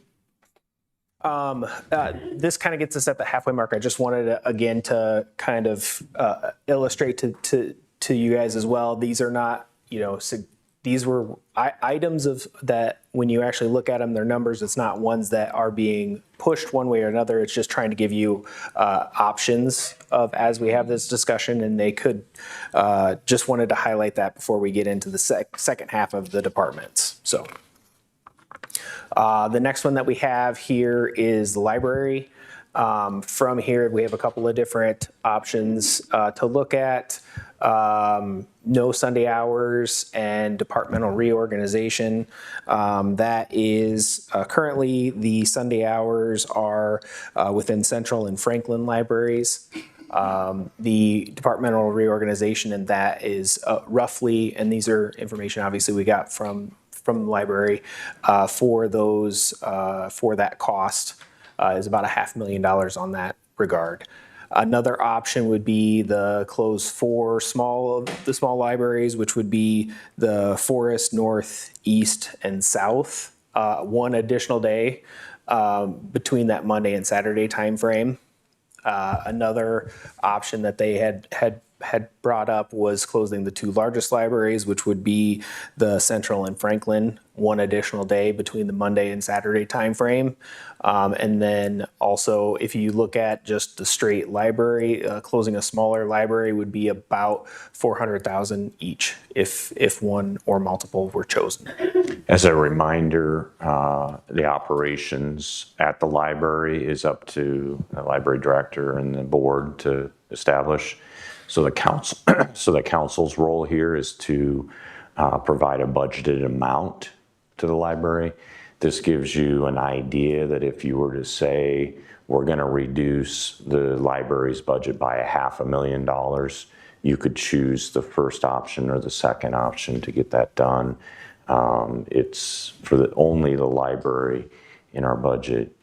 It's more about a number, and then you need to be aware of what type of ramification that might be on them for them to decide exactly how those cost savings would need to occur. So Ward 4 doesn't have a library, Correct.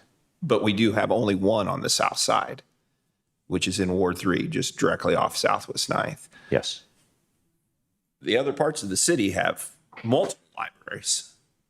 So, I mean, that library on the south side is an asset that needs to have the full hours. And I know that we don't decide that, but I know there's a lot of library folks out there. So I'm advocating for that library to stay open and be able to be used.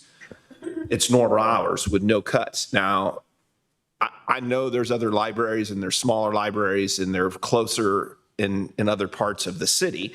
Sure. But for us on the south side, we have one, or this downtown one, but we have one. I don't have anything in my ward. So I appreciate the comments, but again, for today, I want to make sure, and it sounds like you are understanding that it includes the potential for closures. There's going to be plenty of opportunity to get that input and let you guys advocate yourselves as well. I was hoping that wouldn't be today, though. We're doing all of what our role is, the number, Yes, and then the library board has the authority to do, operational. right. So these are suggestions they have brought forward to Understand the And magnitude. the magnitude of the magnitude. dollars. Okay, got it. Wouldn't Sunday be a day that's, I mean, I would think Sunday's a day that families are out. They're going to use the library. They're, other than it. They can look at those. Now, that's a days good that- question we can ask Melissa to I just, come back. I have challenges with some of the suggestions here, and depending on how that's going to affect my constituents that I'm representing, because I know it's going to be very important that they. And we can recall the presentation that the library director gave just a few weeks ago. Yeah, I know. And there was some very good data that was shared there with utilization and whatnot.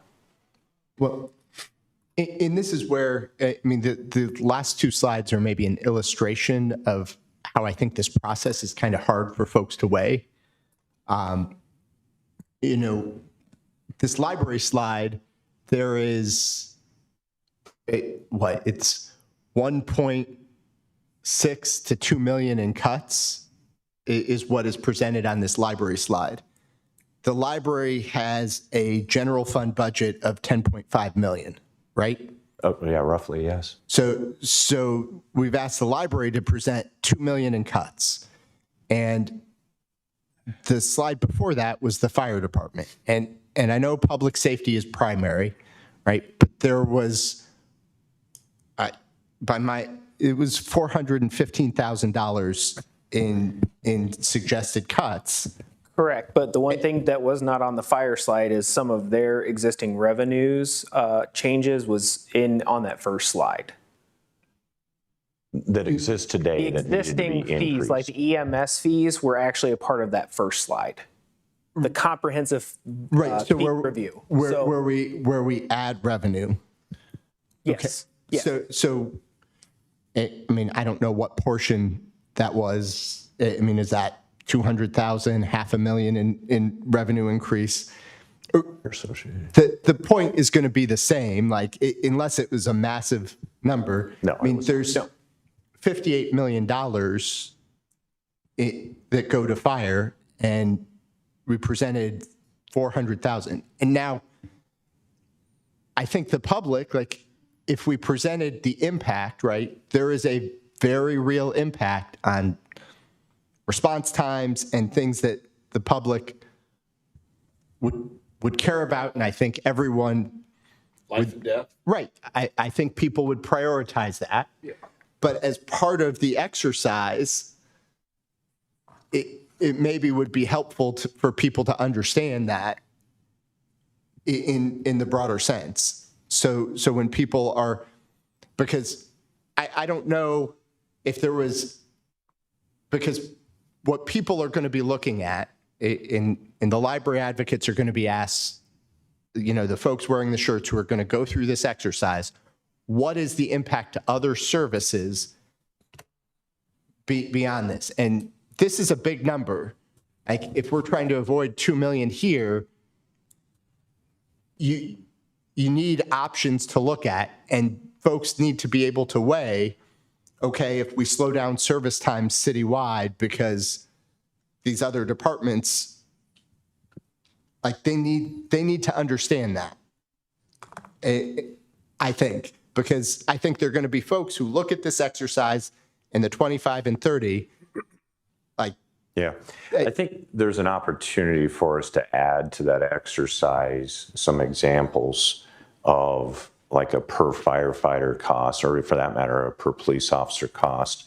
And given, especially on the fire side, you know, how 80% or some high number of percentages is dedicated to response of fire and EMS, that we could provide some talking points of every additional $500,000 in savings in the fire department could slow down emergency services. We could add some talking points along that. I think people need to understand that. Sure. Because Sure. it's maybe just assumed, and there are trade-offs. And we hear, you know, Councilmember Gatto say, hey, we can't, and I know we share the South Side Library, but it is literally a block from the ward boundary line. It's a South Side Library, and Correct, and there are 5 others north of that. right, and there are impacts. There are impacts to any library, and people understand what that service impact. When we see, okay, close a branch for an additional day, I think people understand that service impact. Good. But we don't have the equivalent in some of the other departments presented here right now. Let me test out some language for you, and that we would potentially put on the survey as well. And just to reiterate, I think it was 2008, 2009. I'm not sure when they did budget cuts like this, and they combined 2010 was the last. 2010, where they combined station number 6, which is on Southeast 6th and Hartford, Yes. and station number 4, which used to be up on 9th and University. Mm-hmm. They took away those 2 ambulances. That was the recommendation from the city manager and from the chief at the time. Yes. And they combined it all to this one downtown rig down here to make all the runs. And if we remember, this rig was doing over 20 runs a day. And the response times, I mean, for me, myself, I waited over 12 minutes in my parking lot one evening when someone got sick in 2012. So, I mean, there's a significant, when you challenge and you take away from public safety just a little bit, just to come, okay, we're going to take this ambulance and move it here. There's Real cost. there's real life and death causes that could happen. And that definitely needs to be in everyone's mind, where they've tried that and it didn't work. 100%. Meanwhile, we've grown. Yeah, and it didn't work. And now we need another station. Right. With Because the way the additional populations- firefighters. And so Yeah. I think it's important and that everyone realizes that those are the ramifications when we do make cuts like to public safety. We'll explain that. To be clear, like, if it was up to me, like, I'd be adding money to public safety. We don't have a budget that we can do that right now. Like, I would like to get that additional fire station on the south side built and staffed, but we need to understand the implications.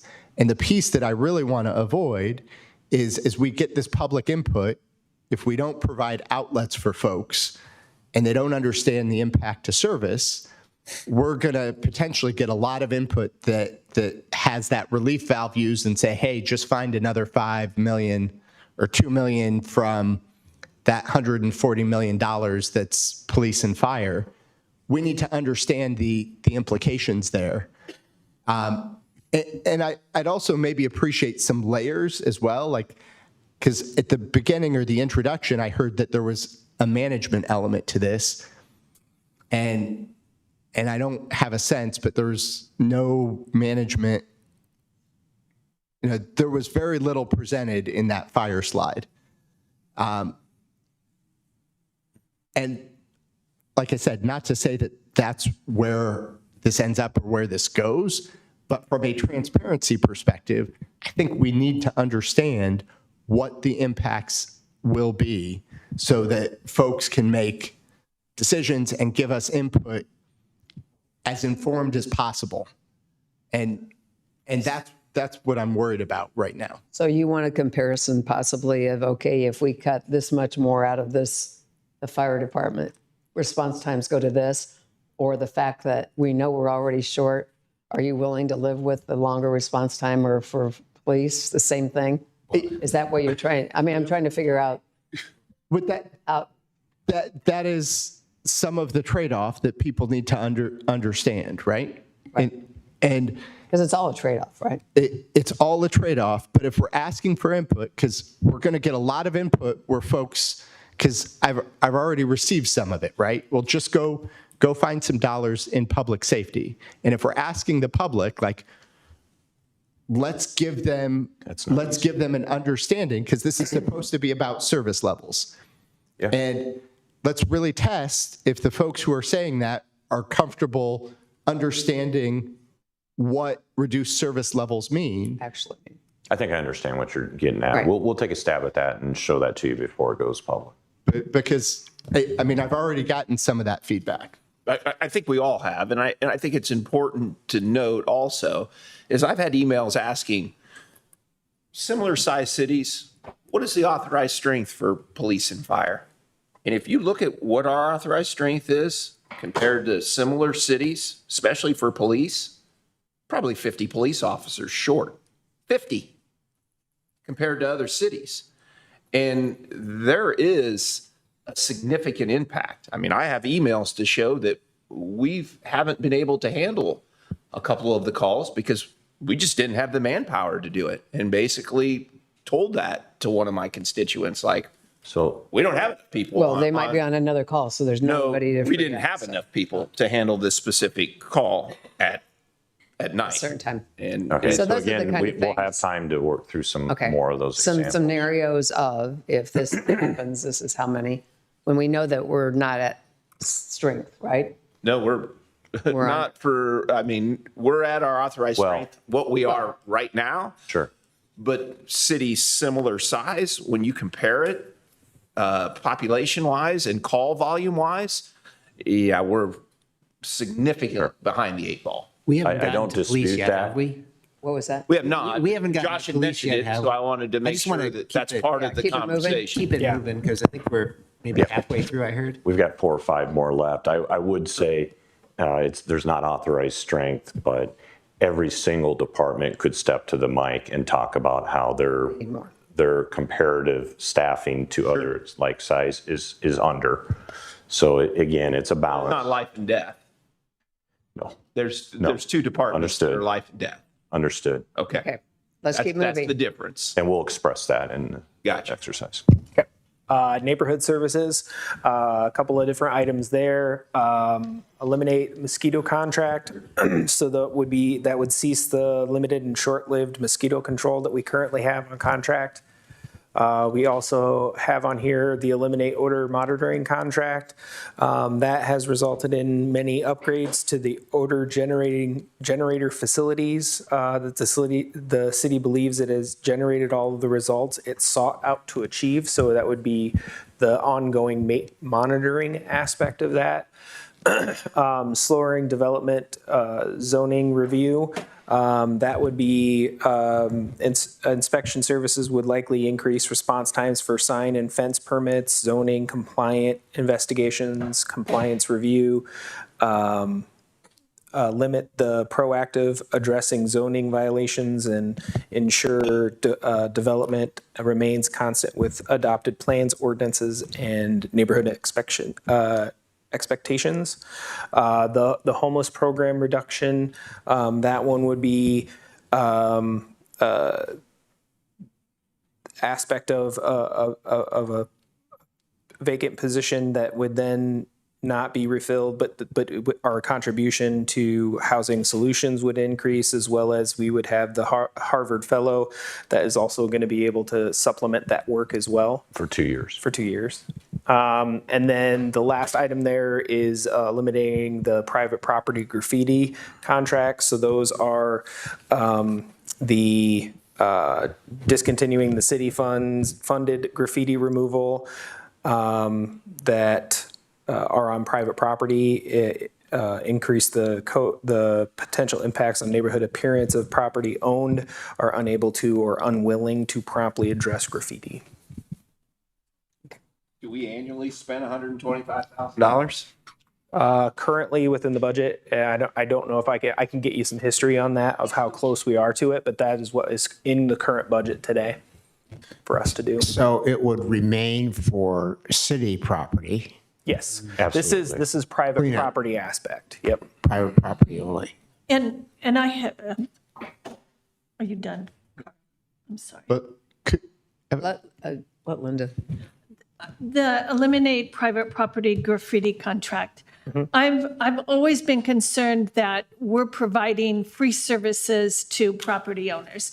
You know, you all know I've got that building over at Easton that is constantly, and the property owner, it's a blighted property, and the property owner refuses to do anything.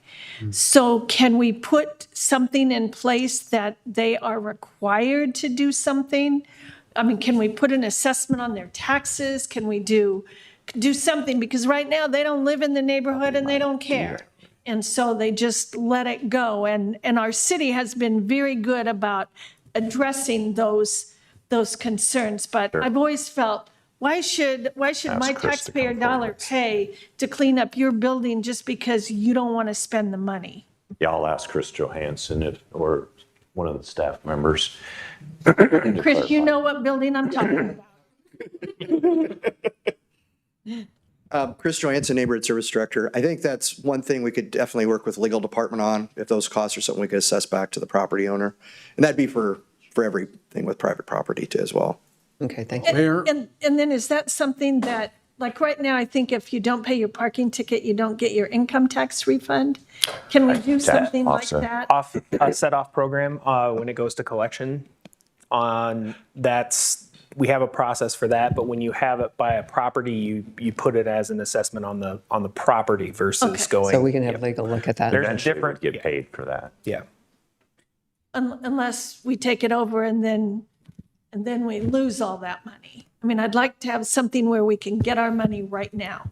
Well, Well, in your example, if we took ownership of the property, at least we resolved the problem. True. Councilman Sutton. I have a general comment. I apologize for being late.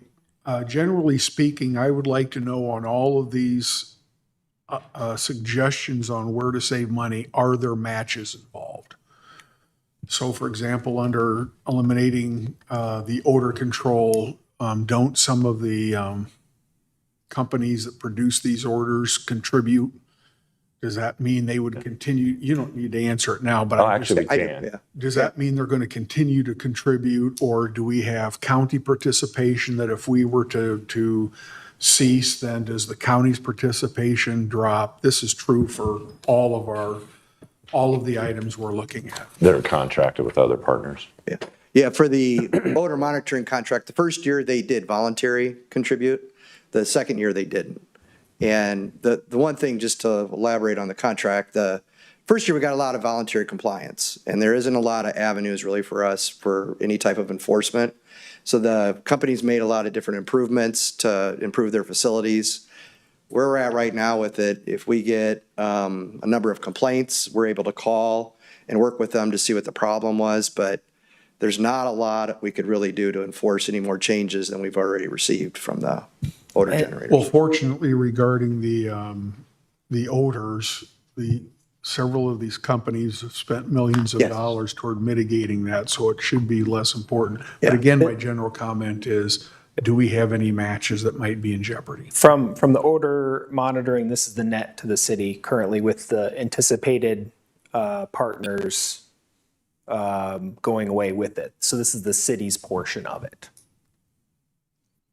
Okay. All right, thank you. On the homeless, I just want to make sure I understand what was presented. Nick, you said this is a 115,000 reduction, Yes. but we would spend additional dollars. This contemplates 50,000 of additional funds to HSA, and we would book 115,000 of savings This is for the our general fund. net savings of the approach. Okay, so if we didn't give 50,000 to HSA, It could be higher. it's 165. And what we're talking about is the employee, It's a vacant position today. right, a vacant position today that was a relatively recent creation. It's only been around 2-3 years. Or three. I think three. 3 years. I think 3 years. So we've had it for 3 years and it's now vacant. And the question is, do we continue it and how do we use the? Correct. Because we're having the Harvard fellow that's coming in to do a lot of the work or follow up on some of the issues that we were having one person do. And they'll be here for 2 years. And we also, the 50,000 is the emergency fund that we had created for the outreach workers. And that will be handled, it's going to be channeled through the HSA.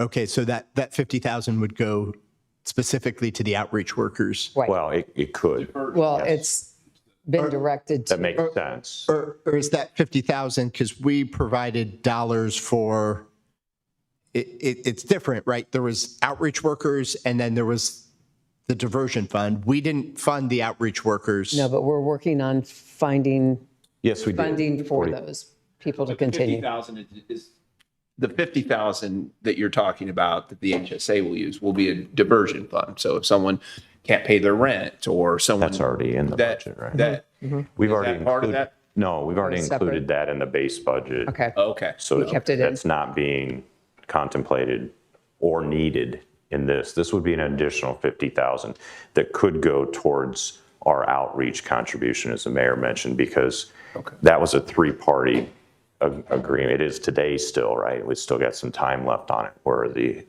Operation Downtown, private funding, and the city all contribute. And that's to the outreach. match that Councilman Simonson was Yes. speaking of, that those are the type of That's an things that- example. Yes. But that's not being contemplated. This is one way of funding that, our piece of that. So, right. So I'm hearing something a little different.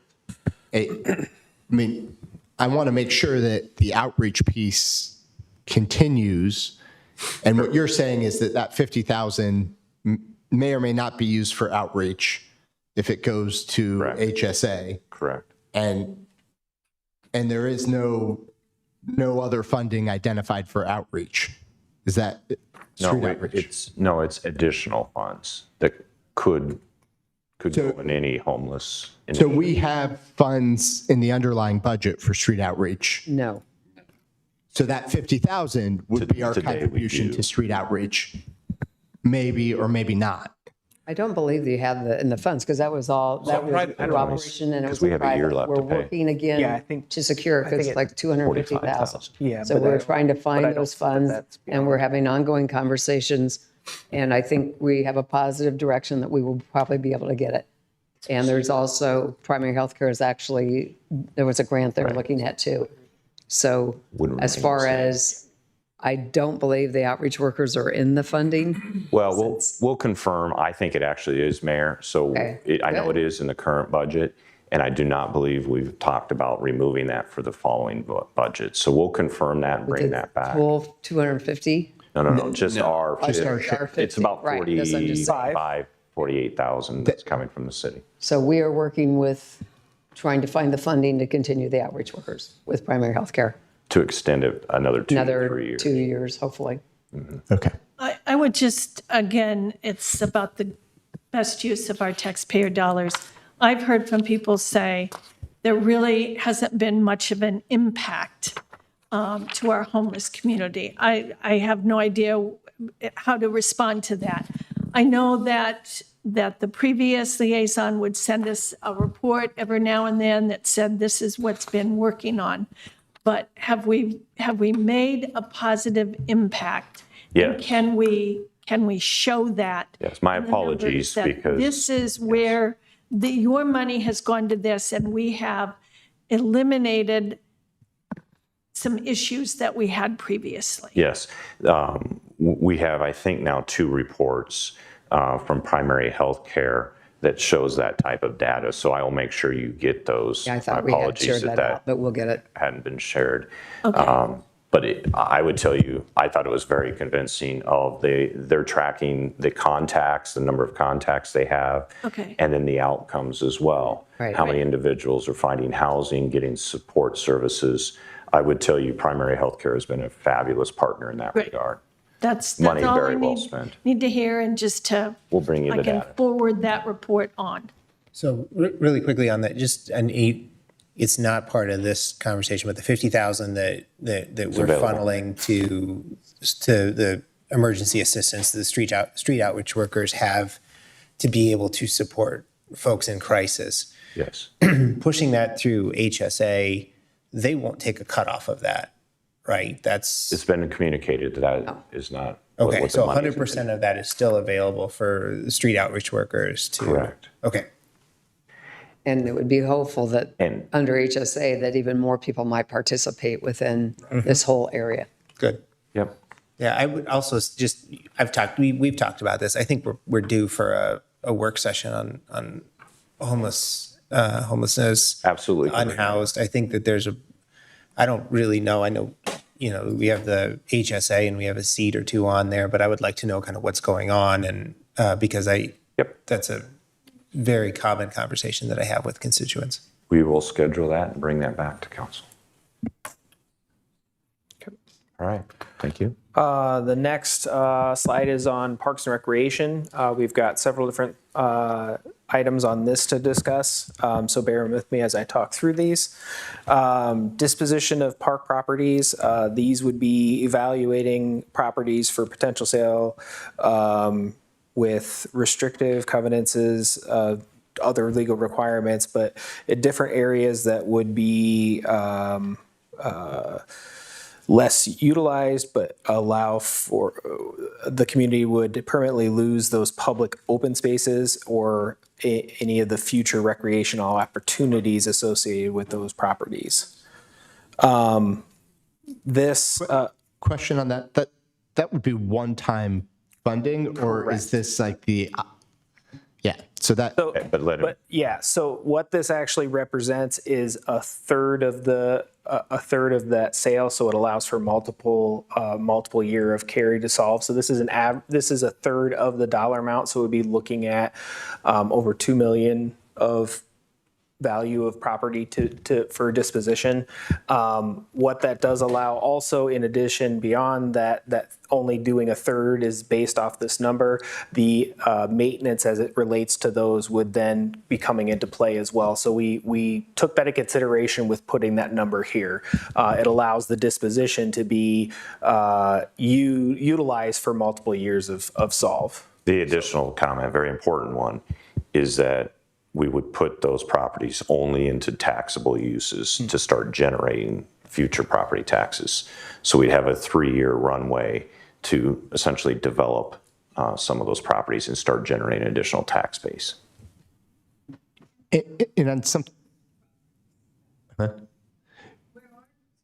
The major one is that south side property. It's a huge piece, a percentage of this number. Correct. Those acreage off, is it County Line Road or Army Post, where the city and the school district both purchased. Ben, Yeah, it was off Indianola. They purchased about 10 or 12 acres, I think. I think it We were going to build a decades library ago. and a school.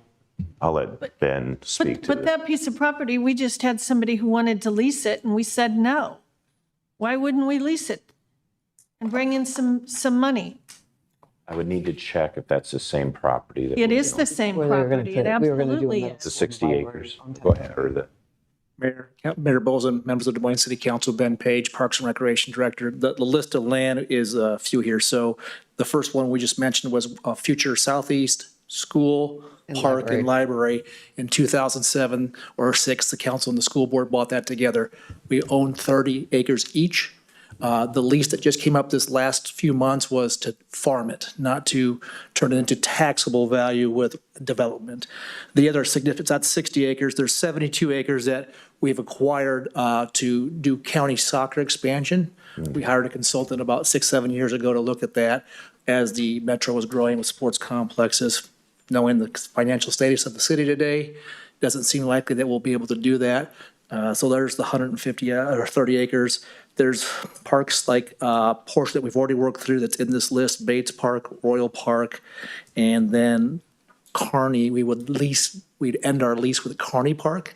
That's already owned today by Waterworks. We've been working with the Waterworks board. They would then transition that lease to a Little League, so there's no change in the use of those two softball fields, other than the city would not use it because our softball numbers have declined. We built the George Davis Softball Park up on the northeast side. That's hosting and handling all of our softball and baseball needs currently. Did you say Little League or is it tournament ball that we're going to have at those fields at Kearney? It sounds like the same Little League that already rents from them off of the Park side, the Park Avenue side. Oh, the Raccoon. Raccoon River Group wants Okay. additional fields, so it could be a hybrid of both tournaments, just like we do today. Today, we haven't really been using it for Des Moines Parks and Rec programs. We've been renting it for groups to use for practices, sometimes games. So, Ben, talk to me about the cemetery maintenance and what's go the through these impact on how that's going to affect? Would you mind if we stay close, Ben? Okay. We'll let Nick, and then we'll get your question. Okay. So the park and cemetery maintenance and service levels, that's basically activities such as mowing, landscaping, upkeep, litter trash control. We would experience reduced maintenance standards, long response times, declining park conditions. The residents would expect longer wait times for cemetery services, the reduced overall maintenance standards, and then like the permanent restroom facilities would remain open only at Grays Lake, sports parks, and the 5 largest aquatic facilities. Trails maintenance would continue through contracted services, however, at reduced frequencies. Does that answer? Well, I mean, what is that? How long do people have to wait for cemetery to bury a loved one? I mean,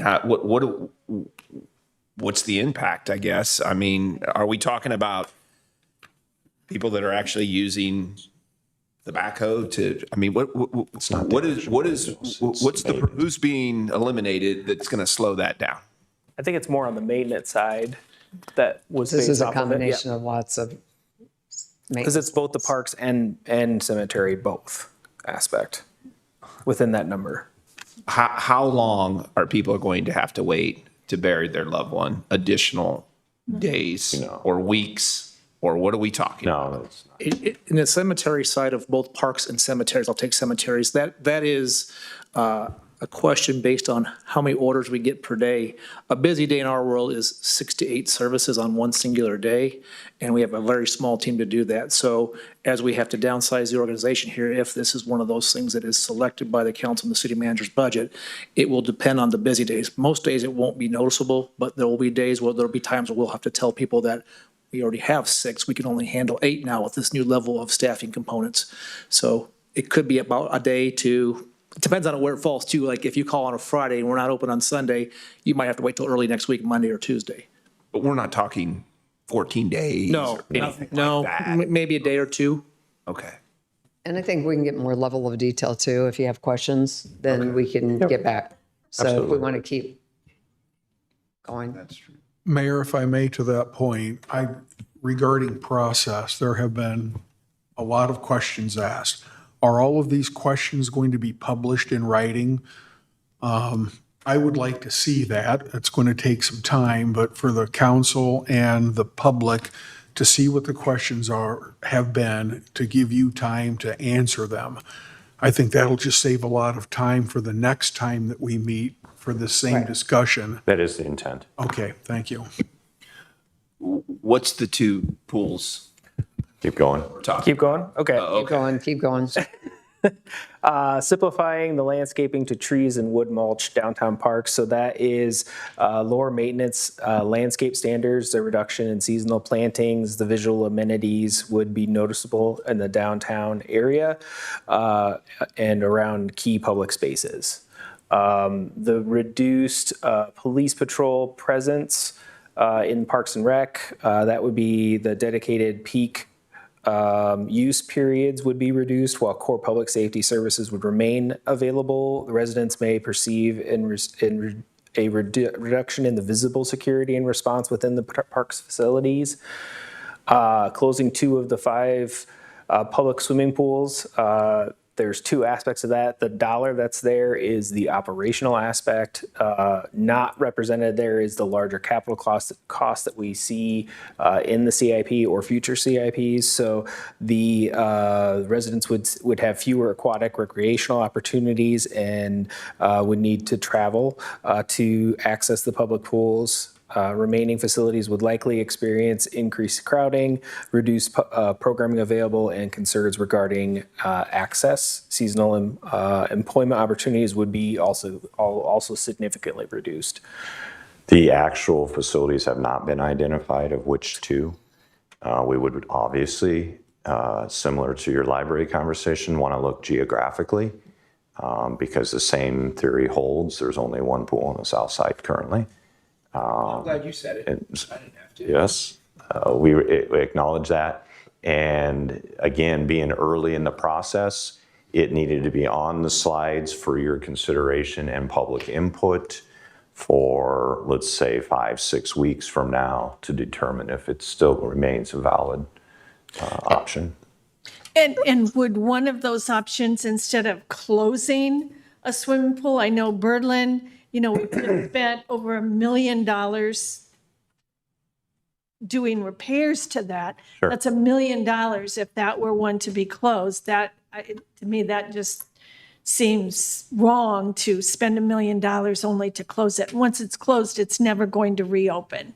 More than likely. Would another option be to just cut the hours at some of the pools if we all took a cut and every pool maybe is closed 2 days a week or 3 days a week? I don't care. We have to come up with some number. So that's another example, a good example of going back and reviewing that. Absolutely, we could look. I want Ben to take a second to remind us of what the current closures are, and then we could contemplate additional closures across all pools. But then we can talk through how expensive that gets to leave them all open with the capital costs. So as a reminder, in your last budget regarding pool operations, we opened up the new Reichart Recreation Center. Part of that deal was to shut that down currently Memorial Day through Labor Day. So right now we are shut down until after Labor Day, not to further compound maybe the attendance at the other pools, as well as help with the recruitment of lifeguards, which is a national challenge right now across our nation. Nothing's unique to Des Moines. So today, the 5 pools that we do have open for Memorial Day to almost Labor Day are closed 1 day a week. We've tried different things in the past to do that, and your savings really is hard to find in pools because you still have to chemically treat the water and keep it balanced even the day you're closed. And so the mechanicals, the pumps, they're still certified pool operators that have to show up on the site and balance that water to keep it ready for the next day. So to find a significant chunk to save, you really do have to look at a permanent closure. Otherwise, going down to a second day starts to get really hard to the community from a marketing and communications side of things, like which day was I open, which day was I wasn't, because not everybody wants to get on their social media or the website, right? And they show up, which we're already seeing this time around is, hey, I didn't look at the sign, but I showed up. Now I'm disappointed that I came here because you're closed the one day that I wanted to use the pool. So. So the closure of 2 pools, is that 460,000 per pool or for both of them? For 2. It's not like each. Yeah, that was just a. Got it. Okay. Yeah.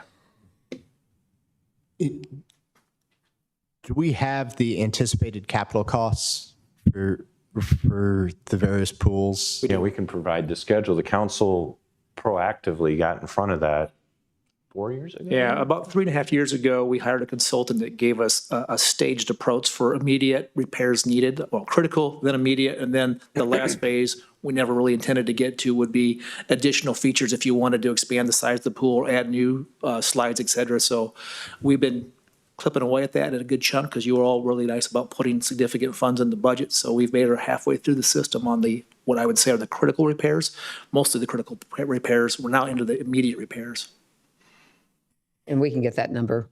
Yeah, it's in the CIP too, yep. Okay. Yeah. Well, and like for the public budget exercise, I mean, if the capital is a piece of this, like Yeah, we'll include that making with sure the there's some scripts. transparency there so they understand.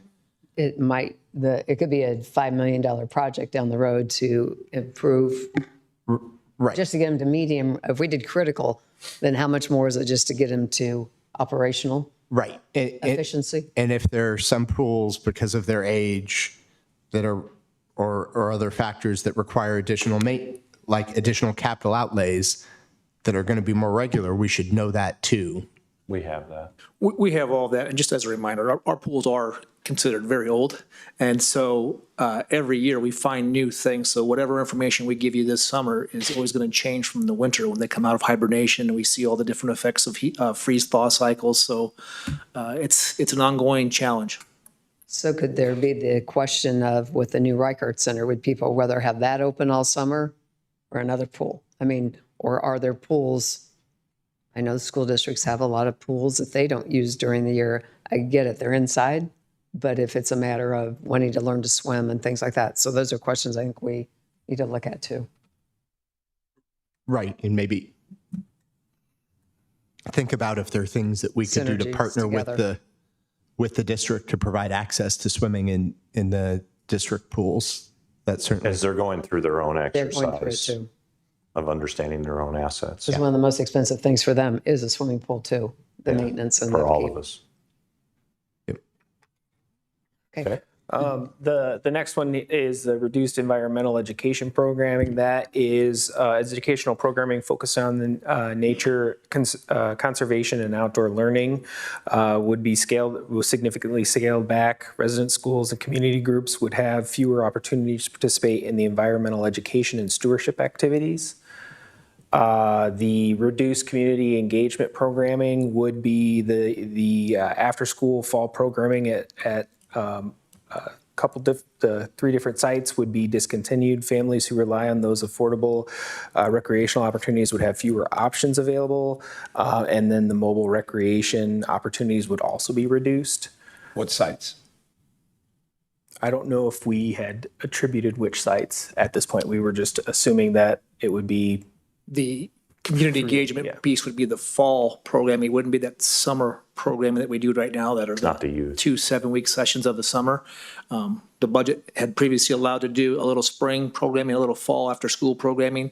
So we're looking to take off of the 2 edges, the spring and the fall programming, but keep the summer camp that we traditionally in place. So just for clarity's sake, so no fall or spring community education programming? Correct. Okay. I think as you turn this into the exercise for the community, that level of detail would be helpful. And the last slide there is a summation of some possible new revenue.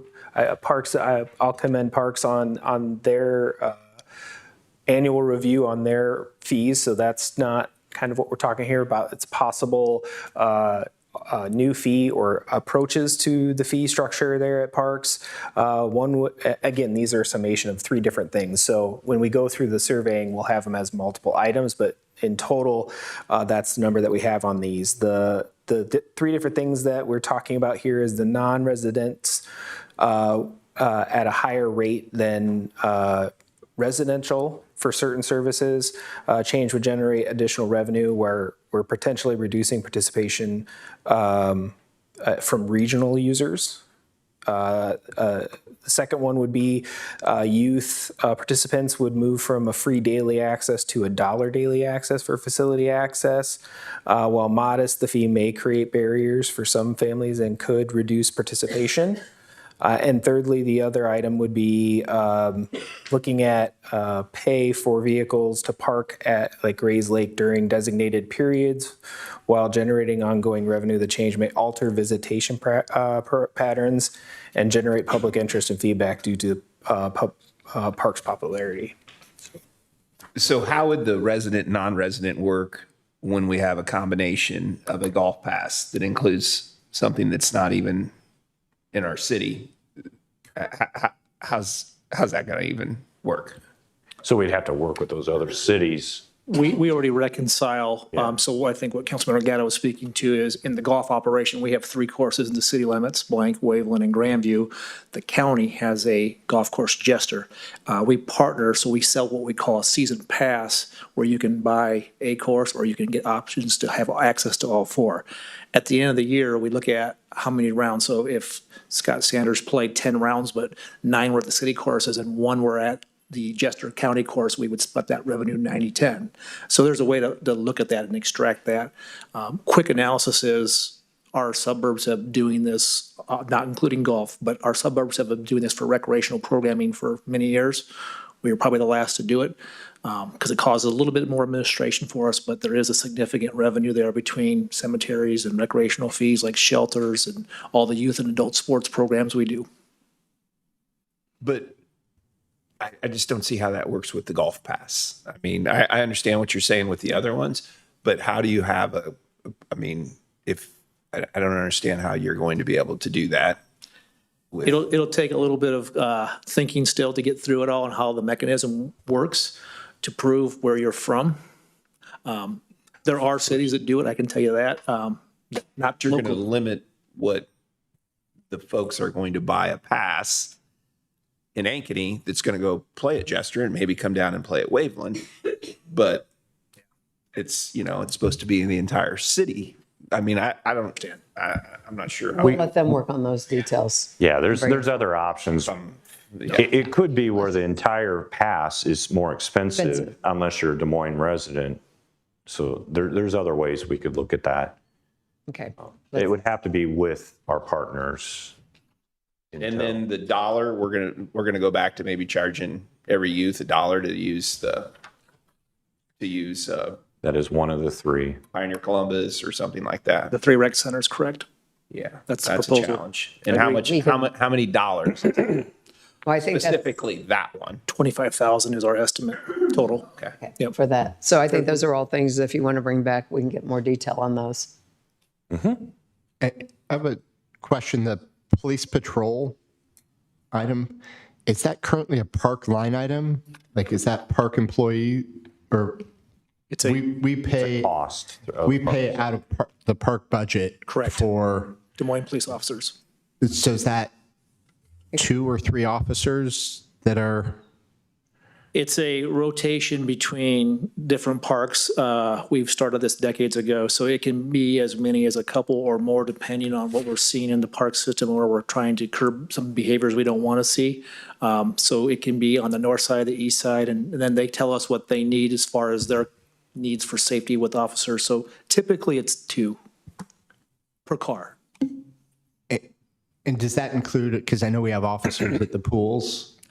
That would stay in the budget proposal if we, for example, if there was less pools next year, we would still keep police officers at the pools.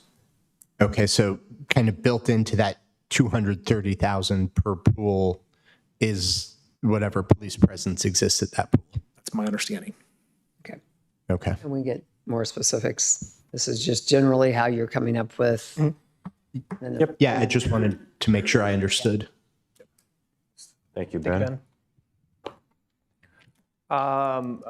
Police, we have reduce the neighborhood-based service delivery, NBSD services. That's to a tune of 1.3. That currently is a small specialized team of 16 officers dedicated to community policing, problem solving, and crime prevention. Reduced staff assigned to NBSD by about half associated to that service. It eliminates them altogether or by half? Half. Understand that some of those officers are working mobile crisis and other activities. So the cut is specific to neighborhood association responsibilities. Like going to the meetings or Yes. handling like their immediate needs as far as like. Yes, and we can bring the chief up, but some of that is patrolling those neighborhoods they're assigned to, things of that nature. It's greater coverage. I mean, they're going to be asked to be responsible for more areas too. I'll let chief explain. Mayor, Council, Mike McTayer, Chief of Police. Specifically this, you would see the neighborhood officers go away. You would have, specifically, you'd have supervisor and an officer for mobile crisis and care unit. You would have homeless outreach officer. You would have part of our PAL program, part of a couple other programs would still remain, but the neighborhood officer, the person that council reaches out to, the neighborhood reaches out to, that solves not only crime issues, but solves a lot of civil issues in those neighborhoods and gives those people the information they need and the resources they need to solve their issues. On top of that, it'll reduce our transparency in these neighborhoods because they also provide all these neighborhoods the information on the stats and what's going on in their neighborhoods. That will be available to some level on our website, but it's a big reduction in the personal service that neighborhoods are going to receive. But you'll be able to provide it like an update to any of us that, like when I go to the neighborhood meetings, I'll give an engineering, a park update, and the police officer would give the stats of the crime that was committed in there. We would be provided with that if this went away. We could still give you the data for that.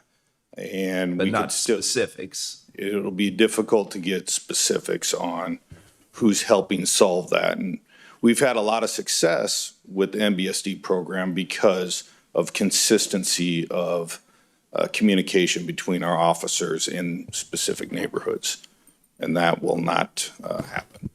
But can you give some justification for why that's the only option that the department brought forward?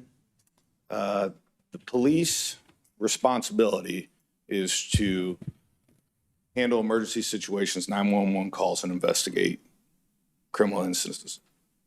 Both those resources, both those areas are so low already. They have been reduced so far, and our authorized strength has been the same since at least 1975. You look at the other public safety increases, new buildings. We have a 100-plus-year-old building that we're working out of. Our staff is at the max. And the calls that they have been going on, you look at the number of guns that we've recovered in the last 5 years, they're more serious and more serious. We wear body cameras. All these things take time. So our ability to go trip to trip to trip, where when I started, it's a paper trip, you're writing the stuff down, you can move on. It slows us down. Now it's warranted, and we do all these things. But the idea that same number, that same level of staffing from even 1990 to today is a misnomer, because their calls for service are taking longer because the documentation has to be better. They're more serious calls. And, you know, there's not the same level of ability to move forward faster. It's a slower process today than it was. And you absolutely have my respect and appreciation, and you know my connections to the police force. We're sitting here, you know, in, I don't know, hour or whatever, mulling over all of these different changes, all of these different proposals, none of which we want to do. Sure. None of which we want to do. And I would have appreciated more options. So there was a couple of items on the existing fees that were under the police that were on the first slide, but it wasn't new related fees, so that is why they only had the one item here. Okay, because we get so granular that we're talking about $50,000 here in pursuit of $12 million, and we're going to ask the public to engage in a healthy level of, okay, listen, understanding what their tax dollars go to in pursuit of $12 million in savings. Again, that none of us want to do right now. I think because I don't want to cut neighborhood-based service delivery. I've seen the impact of that, especially in a handful of the neighborhoods that I now serve. I understand that I don't get to do everything I want to do in this role, but I would appreciate more options in service to this broader goal of $12 million that we got to find somewhere. And I also think that there would be some value to the police department overall, because I think if my inbox tells me anything, that there's always a target because we spend 35% of the general fund is on the police department, and other colleagues have spoken to this. Well, then why don't you just take more money from them? Sure. I think part of the process, part of the thing that would be helpful for us moving forward is to better understand. You talked about things that we don't want to reduce service times. I understand, and I've seen we have more homicides this year than we did last year already. Is that over double from last year? Still, I mean, Historical lows. historically, it'll still end up right around 20, I would guess. And your folks are the ones that are right there. I mean, this is the hardest job in the city of Des Moines. It's the folks that you're responsible for. But I think we need to. I think it would be right to have more options presented to the council, and I believe to have a better understanding of how that investment is made in the community would go a long ways to understanding the give and take of what this all will mean for us as a community. Yeah, I think we're all responsible for. Councilman, I think we can provide that, and if anything, admittedly, first and foremost, there are multiple conversations with the police department and a couple of the others that may have only had one or two items. And we explored every division within every city department. And so there were conversations about investigations, right? Crime investigations and what opportunities there were there.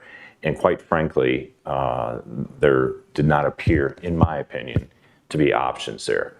Now, we can take a step back and actually put a description behind each of those within the police department that might be helpful, that the staffing impact here would impact, the time of reconciling investigations, things of that nature. So the general public could also understand how damaging loss of resources could be to each of the divisions, if that would be helpful.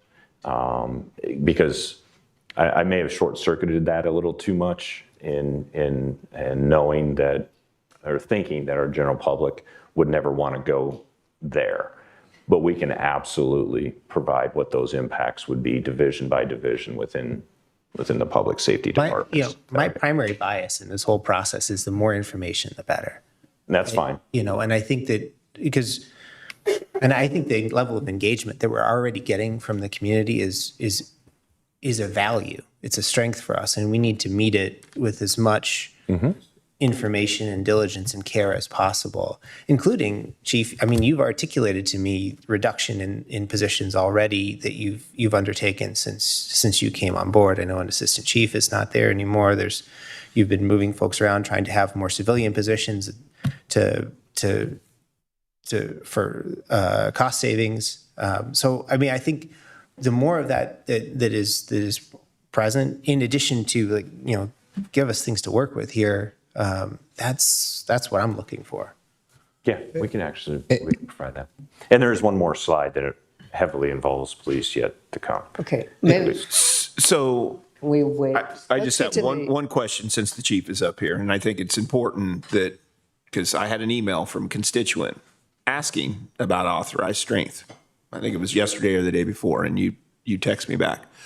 What is cities similar size? What is their authorized strength So there's two ways to go through in their call volume? There's two ways to go through this. So you can just look at cities of similar size, and that's a little bit, people don't do it, it's easier, but people don't generally do that anymore. Right. Because certain cities are busier than other cities. Demographic. We used, I think I talked to you guys about this a few months ago, but we used a study, two different studies, and they both came up with very similar numbers, similar to how the fire department bases their numbers. And we're anywhere from 55 to 80 officers below where we should be.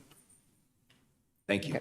Why don't we see, go ahead, Len, and we'll just get to the next slide, but go ahead. I just, I go back to 2015, when the fire department came before us with a study, and it showed that our service levels were not where they should be. And that's really what got us to Station 11, and now we know that we need additional fire stations. I feel very strongly about our police department. When I go to neighborhood meetings and talk to constituents, I hear we need more police officers out there. I know that there's a study out there now. I mentioned it not long ago. You said it was still in draft form. But if anything, we need additional police officers, and we're going to have to address that. I know we're here to talk about budget cuts, but we're asking our police officers to do so much more with less people, with less officers, but we're asking them to do more. Our neighborhood-based service delivery was really all about community policing, and it's so much more than just responding to the neighborhoods, but they are building relationships and good rapport with our residents. And that goes a long, long ways in building community and in cutting down. They're more comfortable. We have our neighborhood officers out at all of these events, and they get to come up to the kids and they get to build those relationships. And I go back to the breakfast that we started probably 15 years ago at East High, and all of a sudden those kids were engaging with the police. They did not see the police as somebody, oh, I don't like this person. They were building relationships. I think it's really important that we take a look at that, the big picture, and how important our public safety is. And that really, that's our number one, is our public safety for me, and then our Parks and Rec. Okay. Why don't we get to the next slide? I mean, I just a couple of things on this one in particular. So I agree with Councilmember Barron's point on transparency, and I'd like to understand optionality. And Scott, I'll raise one item, and Chief, I'd be curious on the cost on this, but this was one I specifically wanted to see as an option, which is the cost of the flock cameras. and I know there's an annual contract cost there. I understand the purpose of them. I understand what's going on. Part of why I think it's also appropriate to have that conversation in the budget conversation here is I don't think we followed the right process to start that program. Other communities in the metro had council workshops and discussion before those cameras were implemented. We have a cost on those.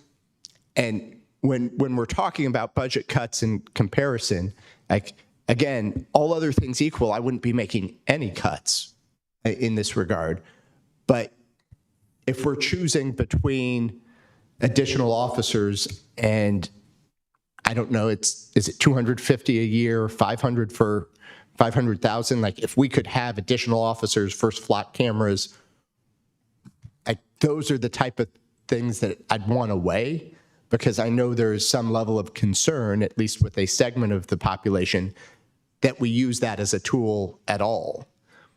And that's the type of kind of combination policy and budget conversation that I think is appropriate to have and to have some optionality on.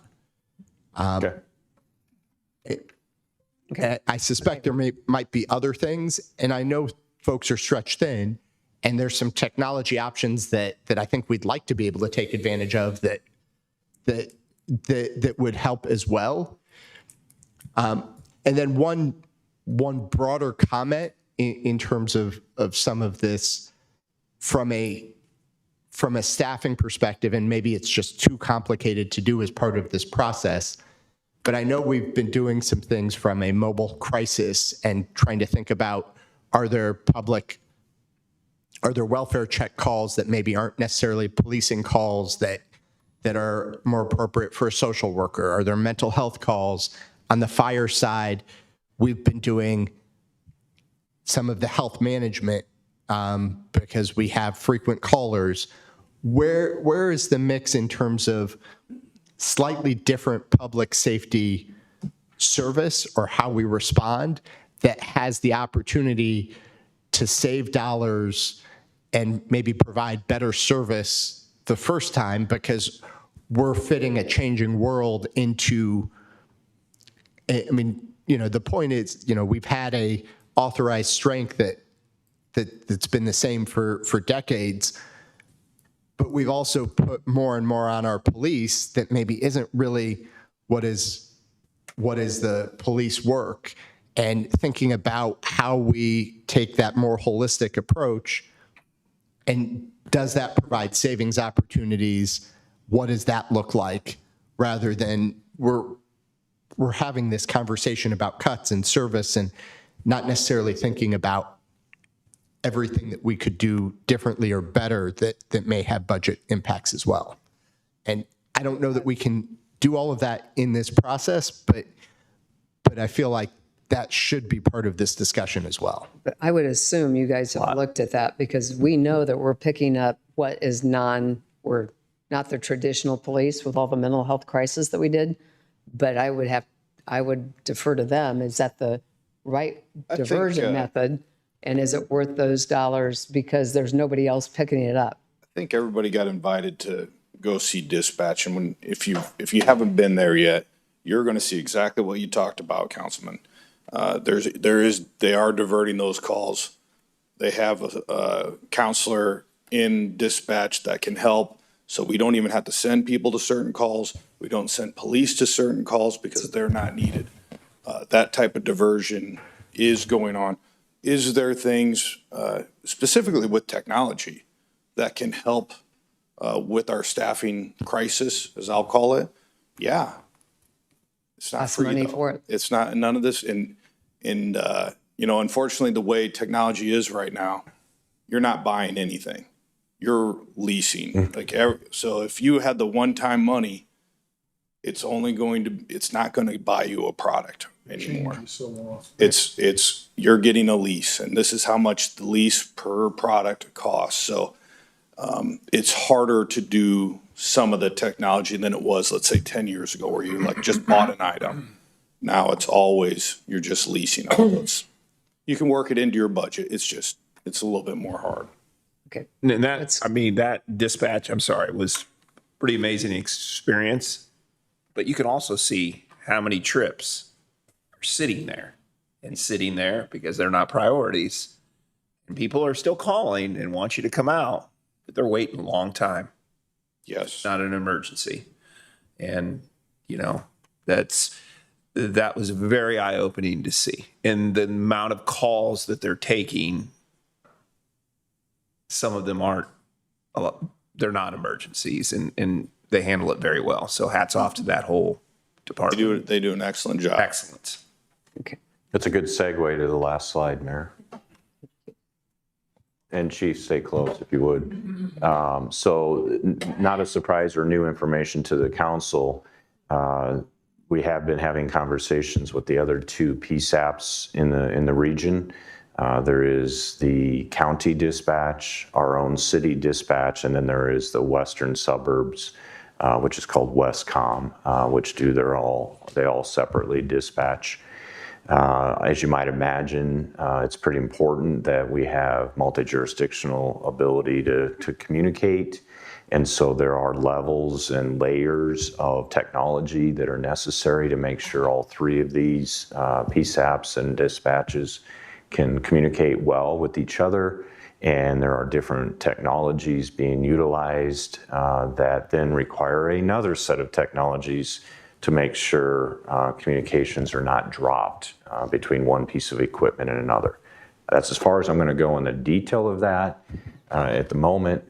But I do believe we are in a place, as I've spoken to other city managers and the county manager, I've spoken with our chiefs, and my understanding is the other chiefs have spoken with their managers. I have a lunch meeting today on this topic. There is a real opportunity to merge and definitely co-locate and potentially merge our 911 dispatch services over time. This is not something you do overnight. We're talking years to accommodate some of these changes potentially. So we need to check the pulse on that as an opportunity. We currently spend over $6 million a year on city budget for our dispatch. They do a fabulous job, do not get me wrong. However, there is an opportunity to look for savings in that area through some type of shared services with the other two PSAPs. There are 6 different elements that we've identified that would have an opportunity to merge within the dispatch. Again, I've talked about layers of technology. The physical location is one of the first ones to determine. So I think now is the time through this process to consider how far the city might be willing to go into a full merger or to turn over that responsibility to a third entity, a new entity, if you will. There are funding mechanisms that would have to be looked at. That's one of the 6 decision points. So there would be a lot of work involved, but frankly, I don't want to go too far down that path without more formal recognition that this may be a good idea and the council wants us to pursue this continuously. And so we can do that research and work with the chiefs and work with Mr. Buttons at our dispatch center to get you that type of information and how it might look under different scenarios. Scott, Yes. just, I knew about this and the combining with the county. And after sitting in that dispatch room and listening to a 21-year veteran tell me the technology that she has and show me the technology we have through Motorola that's not offered through the county and the things that we can do that they can't do, I encourage everyone to go down and sit there and let her explain those things. Mm-hmm. Because I don't know how great of an idea it's going to be to give up full control and let them do this now. I think that After listening and watching the technology that they have in front of them and what they're able to do. It's impressive. That the other software that we would switch to if we combine with the county, because I believe that's what we're looking at, it's different. It's much different. And it's not as precise as what they can do right now. So I guess the question is, given the magnitude of the potential savings that could come out of Yeah, I public understand. safety, give us the opportunity to specify those differences. Okay. Because this is not, and I've made I don't wanna go backwards. I've made this commitment to the chiefs. There will not be going backwards in the service levels. Okay. With whatever the final product looks like. I've already had conversations with the county about where we need to do updates, because we do share with the county levels of that technology already. But we both recognize, county and the city, that existing technology is not good enough either. I'm talking CAD systems and things of that nature. Right. That we both recognize have to be upgraded. Why not make that decision together? Okay. Make sure we're on the same higher level of service than where they have. It may end up in the same level we're at today. Yeah. But as long as we're not going backwards, that's the commitment I've given both chiefs. And that involves staffing too. Because you learned, if you were there, that there's a difference between a call taker and a dispatcher. Oh, yeah. And those responsibilities would need to continue, and those isolating resources. Somebody dedicated to dispatching Des Moines Police, somebody dedicated to Des Moines Fire would need to remain wherever They're all cross-trained. location. They can do Yes. every job in there, and it's not all just taking 911 calls. There's other ones that are handling, running plates. When it was pretty fascinating to sit in there and listen and watch for a couple hours. I would definitely encourage my colleagues to go and do that if they haven't already. Okay, so we will bring back to you the more specific 6 decision points. Okay. Where there would be potential differences that would need to be upgraded in any combined sense. Okay. But I needed to bring this to you because it's public safety for one. Over $6 million a year is spent on this. There are funding opportunities to take this off of the city's budget entirely if that was the desire. And then it leads into the discussion you've already had up there about the need for potentially more firefighters and more police officers.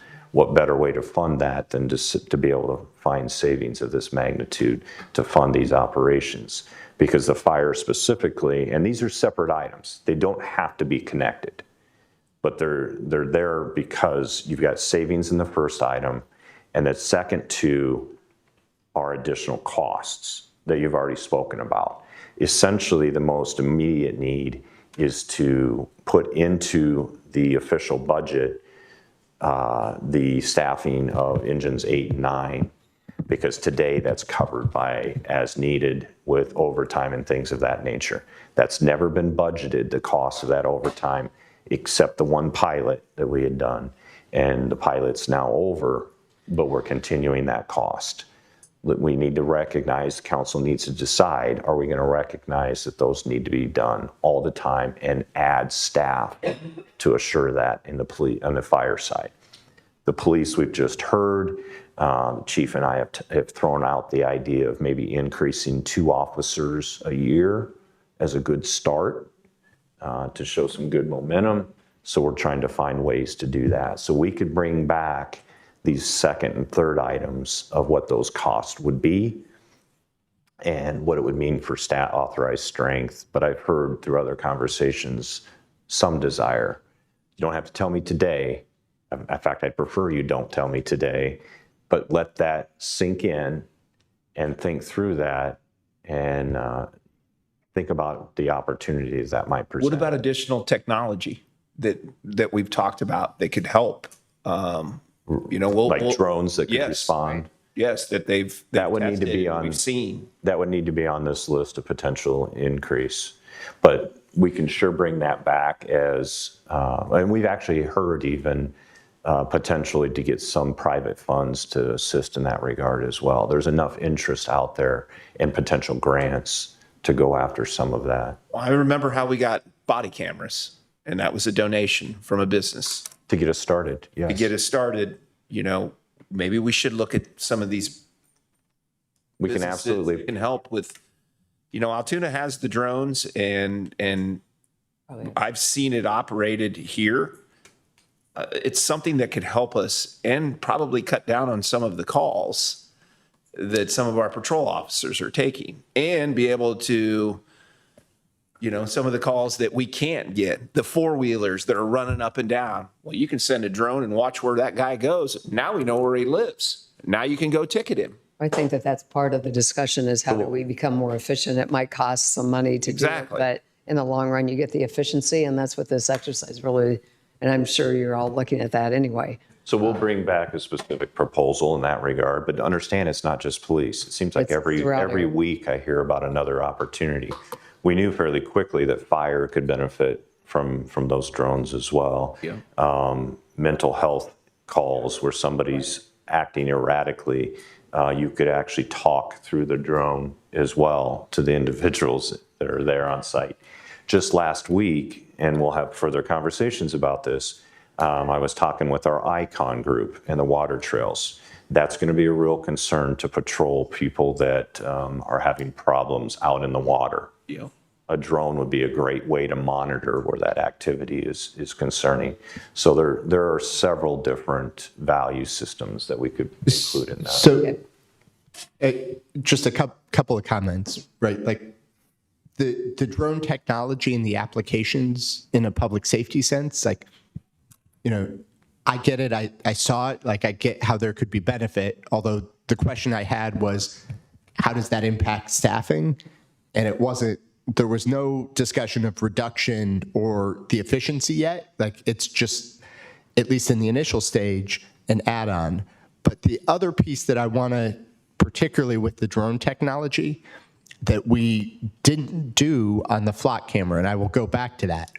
I think with new technology like that and new service, there needs to be transparency to the public so that they understand what we are contemplating, what that means, and there should be a discussion with the public on that, because there are a lot of benefits that come with technology, but there are also things from a privacy perspective, from a just there with the general public, there is some discomfort with surveillance technology.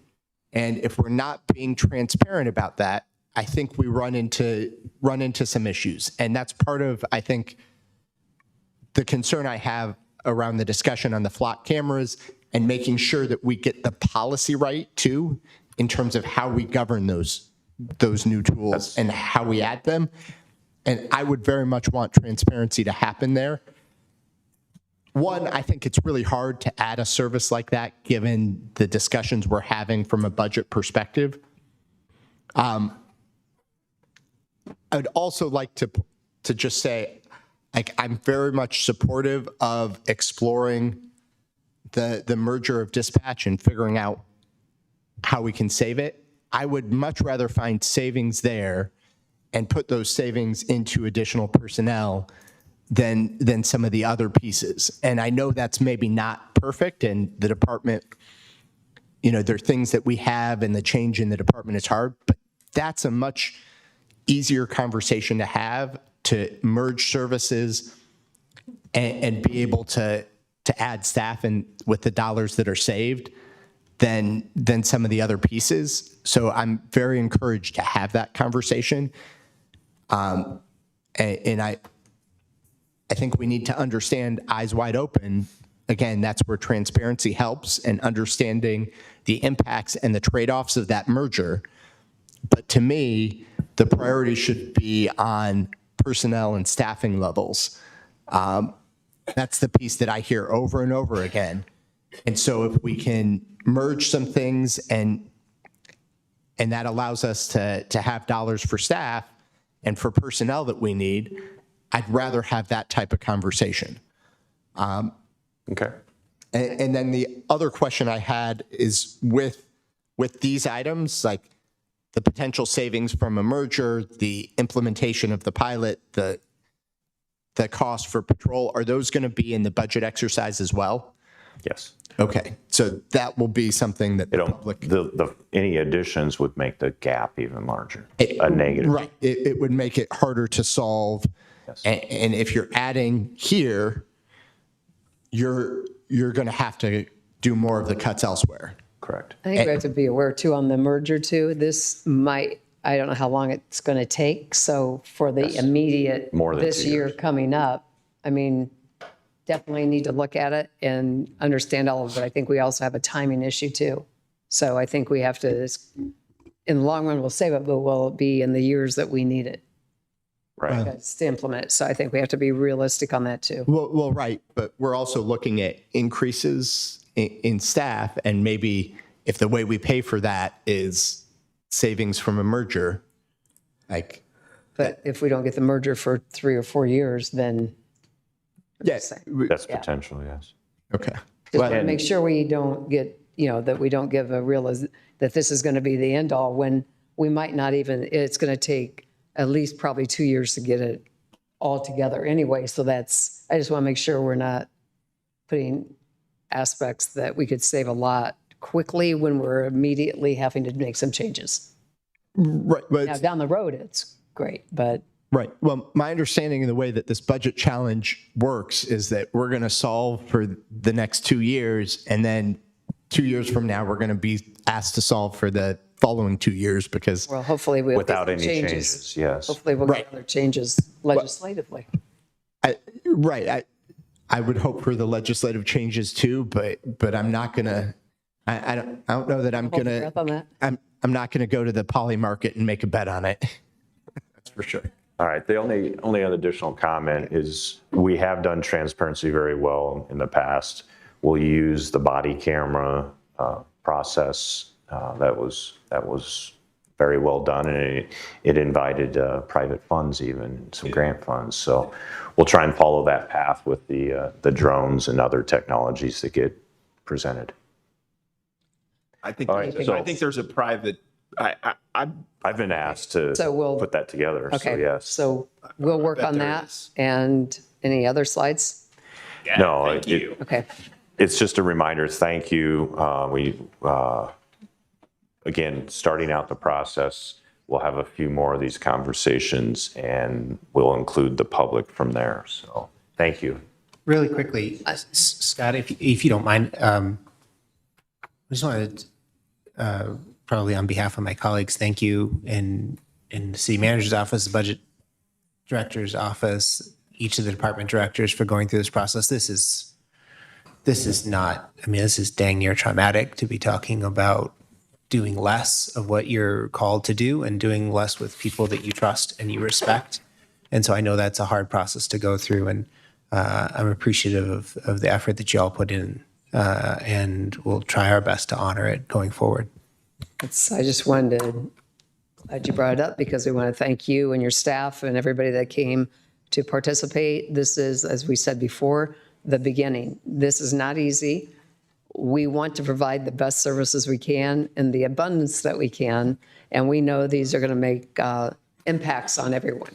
So we look forward to going with the different mechanisms to get public input, and then also still look at other opportunities. And if anybody has creative ideas on things that they might see, especially within, I know you're going out to all the employees and things, but we too, what other mechanisms can we get funding to help on some of the things that we have right now that we want to offer, but maybe not be able to. So anyway, thank you. With that, this work session is adjourned. Want to go get that too?